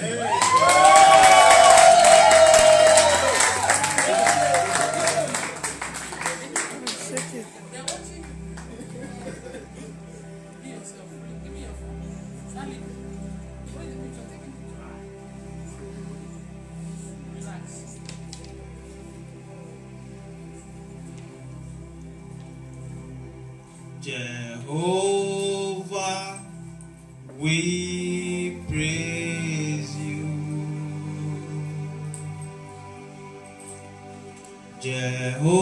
Jehovah, we praise you.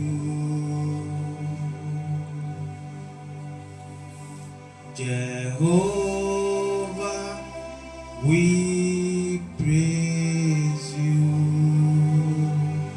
We praise your name. We praise your name, Jehovah.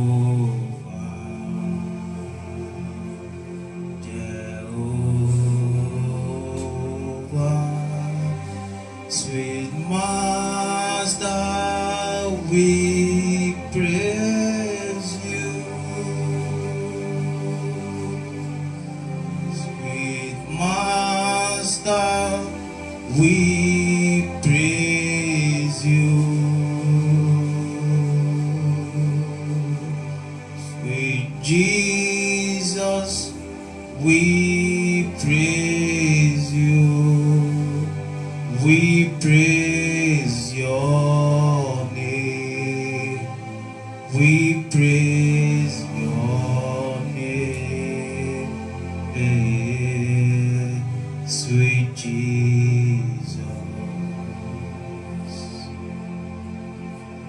Jesus. Thank you, Jesus.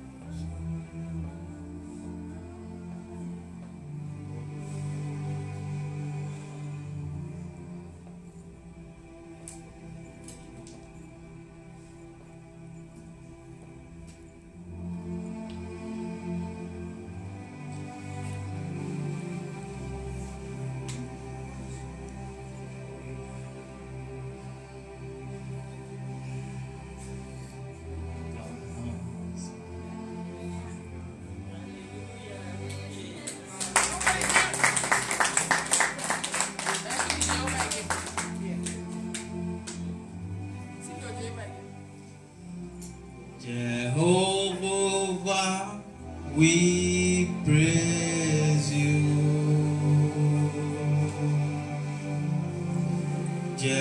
Jehovah, we praise you.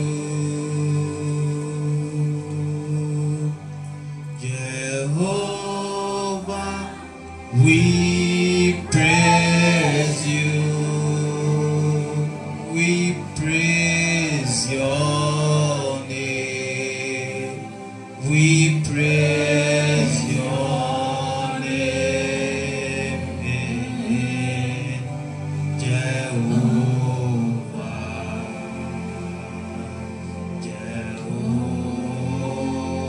Jehovah, sweet Jesus, we praise you. Sweet Jesus, sweet Jesus, we praise you. Sweet Master, we praise you. We praise your name. We praise your name. Sweet Jesus, sweet Jesus, sweet Jesus, we praise you. Sweet Jesus, we praise you. Sweet Jesus, we praise you. We praise your name. We praise your name. Sweet Jesus. Praise the Lord. Somebody clap for Ricky. You don't know what this is. He's never ever thought he will stand in front of anybody holding a mic.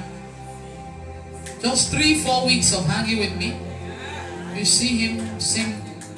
It's a big step for him to even open his mouth and say he wants to sing. This is how it starts. So clap for him again. I'm so proud of you. And I took him unawares. You see life changing. She was crying. Oh. Your song touched her. She was crying. My God. It's the anointing.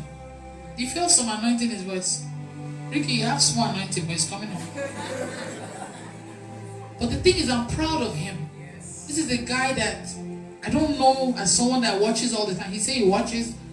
You know, like when you see him, you want to judge him. Look at, he has tattoo on his body. It doesn't seem, I'm just saying, but working for me or working with me this few weeks, he opened his mouth and said he wants to sing. Hey, only God knows what God will do with him after I go. He has tapped something. He's always worshiping now, always playing music, worship music and everything. Before you know, one day he will start preaching. I actually see him as someone that will preach. Now, it may look impossible now, but 1 year from now, 2 years from now, we don't know. So just hanging around the anointing. Even you guys watching the videos daily, look at what it did for you. It changed your life. You were not able to fast before. You joined this ministry, now you do 3 days dry fasting. You join prayer line, we pray 4 times a day. Some of you were not able to speak it. This man said that he started speaking in tongues from the video. And now look at you, hungry for, you've been watching 12 hours old, but now you have experienced it yourself. The choir mistress has been to all of them. Italy, Germany, Dublin, London, here. So she's put in as many hours, in fact even more, because she comes 2 hours before each to teach the choir. I don't think she's ever done stuff like that before. Give her the mic. Let's hear from her. Today is our grand finale. We have to hear so many hours in 4 weeks. Just tell us. Did you think you could do this? 12 hours, no. 14 hours. Not 12, 14, no, never. For like, this is over 100 hours in like 4 weeks. And even London, you yourself didn't sleep much. And you came to France. And upon how you trained them, they forgot the song. In France is the only place that they forgot. And we laughed, it was funny. But she had not slept. She put in everything to teach them. They forgot one of the songs. But how do you feel now that today is the last of the 12? I'm just trying not to think about it. Try. You want more? Yes, because I just kept saying, first of all, I didn't see this possible. It's something my friend will tell you. That's my very close friend. We discuss a lot. It's something that I have never dreamt of.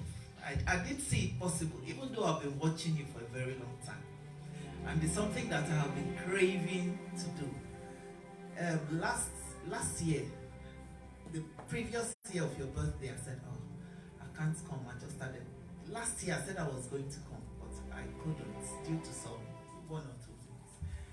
And I was telling that this year I will try everything. I will start saving my pennies from January till that September, and I will come to your birthday at least to just see you face to face. I didn't know I was even coming for this trip at all. Like I said the other day, there was another concert I was supposed to go, and I woke up that morning with this, hunger in me, and I called her and said, you know what, I'm booking my tickets, and I came. And while I was coming, I fasted. I said to God, you just have to locate me, because my own story is very vast, big, large, deep, and wide. I have so many things, and when I got there, like I said, 10, 15 minutes into my arrival, you just called my name, and you never know. And since I've been going around with you, training the choir and all that, a whole lot has changed. I don't know what people hear in my voice, but they kept saying it, and sometimes I try to sing and I record it. I can't hear it, but I can't. In London, it's like almost everybody in that hall, and I'm like, God bless you, thank you. I'm only tapping. And some people come and ask me, what I say, I am dripping of anointing. I think I will add that to my name. I'm dripping of anointing. And there's something that, I can't bear to see it come to an end. I truly am going to miss you very, very much. And I'll try my best. Whatever program you do, anywhere. Like I said, I can go all over the world. I will try my best to be there. Whether you call me or not, like you used to do, I shall show up. Like Pastor Isaac said, whether I invite him or not, he will come and welcome me with flower. This woman was raising her hand. Did you have something to say? Give her the mic. Listen. While you were singing in London, we have the young girls, our daughters, they were actually trying to Google your name. Because they said, she should be a celebrity singer. Let's find out where she's from. And I think the day we came out, she told you have a lovely voice and you look very beautiful. Wow, favor. My God, celebrity singer, celebrity for Jesus. Hallelujah. See how God is. God has located. God already knew who would do what before I even came. Her own part was to obey and show up at the program. Because if you're not there, we cannot be looking for you from your house. And she has really helped me, done so much. Like, she told me when we were in France that she wants to come yesterday. Because she wants to locate the place. She wants to come early. She was the first person to get to this hall. She came to the hall, waited, and it was only one lady that came. Show the one that you were the only one that came for choir practice. You say you recruited she's the one. only her, and then you have to recruit. I mean, show the one that they recruited. She recruited 1, 2, 3. She said, by force, you must join us. We must have a choir in Austria. And when we walked in, we saw her teaching them. They sounded so good. I now asked, I said, so is this the choir? They all started laughing. They thought I wanted to make fun, but I wanted to say they are doing good. They sounded really good. You know, like they don't sound good. Because from what I heard, they said that it was only, because this is a weekday, it's a Tuesday, and some people probably would like to come, or maybe in the evening, so they can't make practice or something. But when I saw them, I was impressed. Even a man, and I said, please, the only thing I request is for them to remember the song. Since you recruited them by force, that we have recruited them by force. If they don't remember, you'll say, well, why are you blaming us? We didn't come and say we want to join choir. It was you that put us in it by force.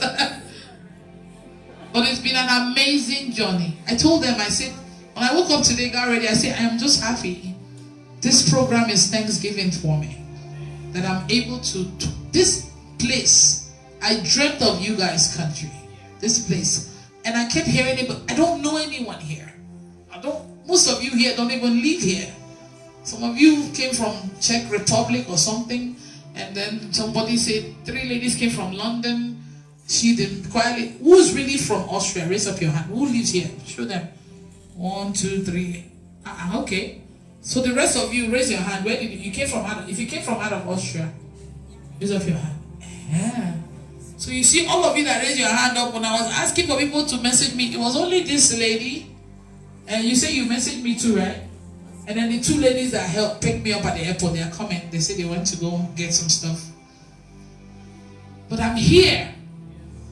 And I even told them, I said, if nobody is here safe, I must get a venue. I told Elena, I said, only me and you will do this program, but I must come to Austria.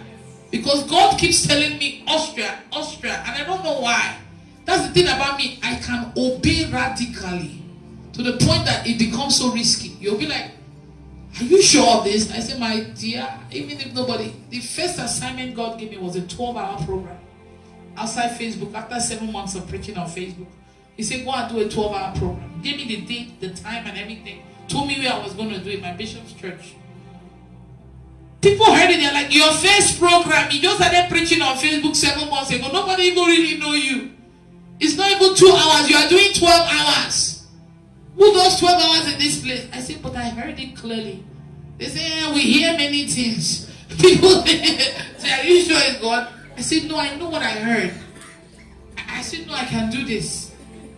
Do you know, I already told my mother, I said, Mommy, this thing that I'm about to do, even if nobody come, please, make sure you follow me because you are the one I will be preaching to. I can't be preaching to empty sheet. She said, yes, I'll come with you. I'll be with you. My mom is always, come on, clap for my mother. Deaconess Deborah Abili. So in my mind, I already said I just want to obey, because obedience is better than sacrifice. And sometimes before God will use it for big things, He will start you out with a small test. You don't understand. He will want to know if truly you are truly giving yourself up for Him, or you are truly going to say go when He says go. Because it's not everywhere He sends us that will be places with AC and nice hotels. Sometimes He could send you to a place that nobody wants to go to, but He wants to see if you will obey Him. I was telling Elena, I said, Elena, you know, this Europe tour was actually so good because the hotels that we've been in have been very nice. Imagine if I was going to countries that don't even have beautiful hotels or electricity or anything like that. I would suffer. So let me not even complain about anything here. This is actually a great tour because the hotels look beautiful. They have water. There are some places in some remote countries, they probably bathe outside in the back of the house. But God said He has put something in me that the world needs. Do you understand? So a time will come where it will not be a nice place where we even have Wi-Fi. We may not even live stream. We may just video it and live stream it later. Because there is no there's no electricity. Not to talk of network.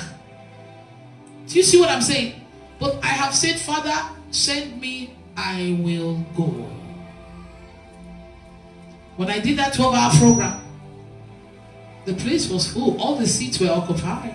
60-something seats. We were there from 6 p.m. to 6 a.m. I make up like, there's one picture with one big afro and I wore green dress. I paid for professional makeup like I'm doing one big ceremony because it was a big deal to me. I wanted to do it well. I have never preached publicly like that, but I did it. It was not boring. I always had something to say. I always get messages like today. Look at me talking about witches. I didn't plan to do that. Did I tell you I was going to talk about witches today? As long as you avail yourself. See, I was telling them today, I said, you see our body, we are like a container for Him to be inside the container to use, because He's a spirit. He needs a body to walk through the body. That's why when we say we did this by ourselves, this is our own work, we did it by our power. He's like, seriously, you did that? You just use your body. You didn't do nothing. The only thing you did was you let me use you as I wanted. You made your body available for me to use. I needed your body. You are a vessel. But you don't know how I did anything I did.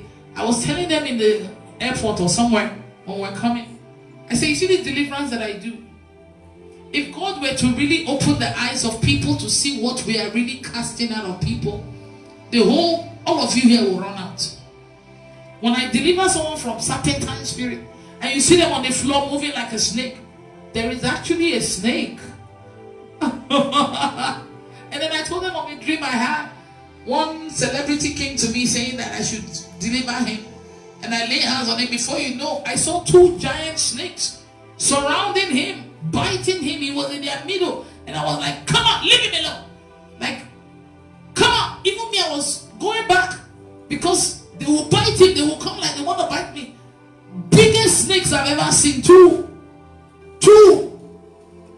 And I said, out. And then I went close to the door. I ran close to the door and I said, out. And I woke up. I said, what is this? He said, this is how deliverance is. What you saw is what you do, but this is a physical, this is a spiritual. The demons, this is how they cage them.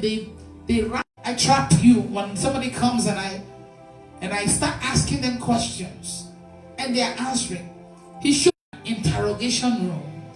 When they arrest somebody, they put you on the table and then they have maybe 2 police officers standing by you. When I catch you like this, the demon, 2 angels standing behind, holding him down, pressing him, or maybe putting fire on him. When I ask question, she asks you that question, answer it. You know that thing. That's why they are talking. It's not because you don't get it. They are in pain. In this case, fire. The They said, please let me go, let me go. I've already said everything. Please let me go. I said, no, I still have questions. There's an angel holding them in a spot that really hurts them. So they are giving secret. They're not supposed to be saying these things. But they're saying it because we have caged them. And then at the end, we don't free them. We send them to hell. So when God showed me that, I was like, no wonder. Sometimes they will even say, your angels are all around here. If not, I would have done, I would have harmed you or something. That's the spiritual part that God opened my eyes to see. So how can I come and take credit for this? I don't even know what to do. All the glory must be unto the Lord. See, I've been touring and I've been seeing different people. And when I'm about to leave a place, I see people wanting to work for God. My job is to make people love God. And also to make people want to avail themselves to Him. Because the devil has made it seem like working for God is a taboo. It's the worst thing ever. In fact, it is the best thing. They've made it seem like when you work for God, you can't look nice. You can't... Don't you see how nice I always look? The power is still there. No, I'm telling you, they've given a wrong impression. But this is what the devil does. He lies to you, manipulates you, makes you feel like this is the truth, but it's not. But now you that have refused to work for God, how is your life? That you that's running from Him, your life is bad. So the devil definitely lied to you. So many people that I've seen in this Europe, even you watching online, you have something to do for God.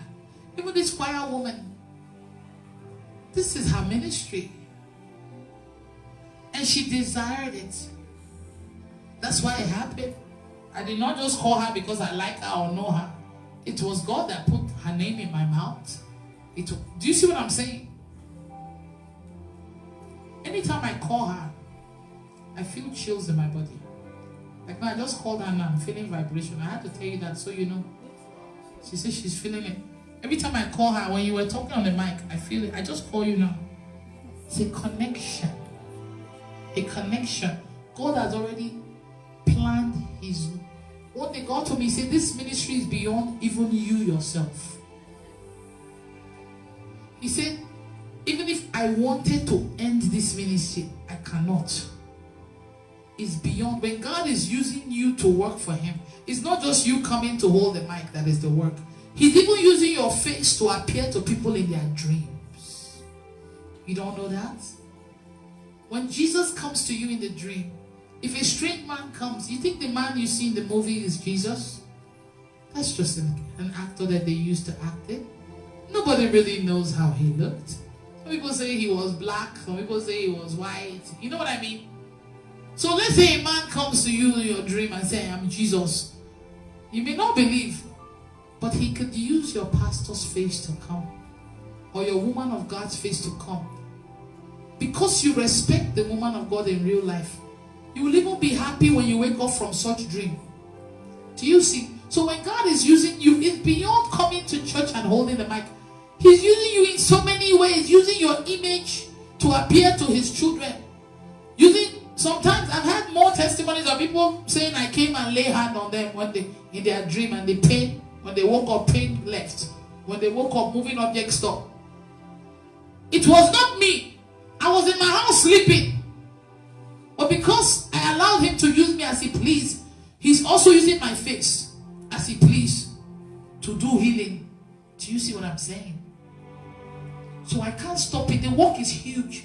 He's using my face in countries that I've not even gone to. Don't you get it? It's beyond me. One day I had a dream. God told me in the dream, He said, go and tell them that anyone that tries to destroy you or your ministry will die in 3 days. I heard it. I was scared. He said, go and tell them. So I had a Bible in my hand. I was preaching. I thought I was awake. I said, God said I should tell you that anyone that tries to destroy this ministry or me will die in 3 days. I was just saying it now. And then I woke up. I said, I told my mother, I told Pastor Isaac, I said, this is what I heard. Pastor Isaac, are you going to tell your people? I said, no. He said, but he said you should tell them. I said, let me wait first. I don't know how to tell people this kind of thing. I was telling it in the dream, thinking I was like, because the ministry is beyond one man or two. He's upon this rock, he's building his church, and the gates of hell shall not prevail against. This is me here. It's beyond. Traveling in this Europe has made me see so many things that I never would have known from just online, coming to online. Did you see the number of people that showed up in London? Do you know I changed the venue few hours before the program? But they still came, meaning they watched the videos. They are coming on my page to get info. A few went to the hall, but meaning they are actively connected. For them to know the update so quick. Do you see what I'm saying? Meaning so many lives. Elena even had a dream. Comes with it. Take the this from her. Let her tell her, you guys had dreams. Don't block the screen. Comes with it. It was in Dublin. I think it was the second day.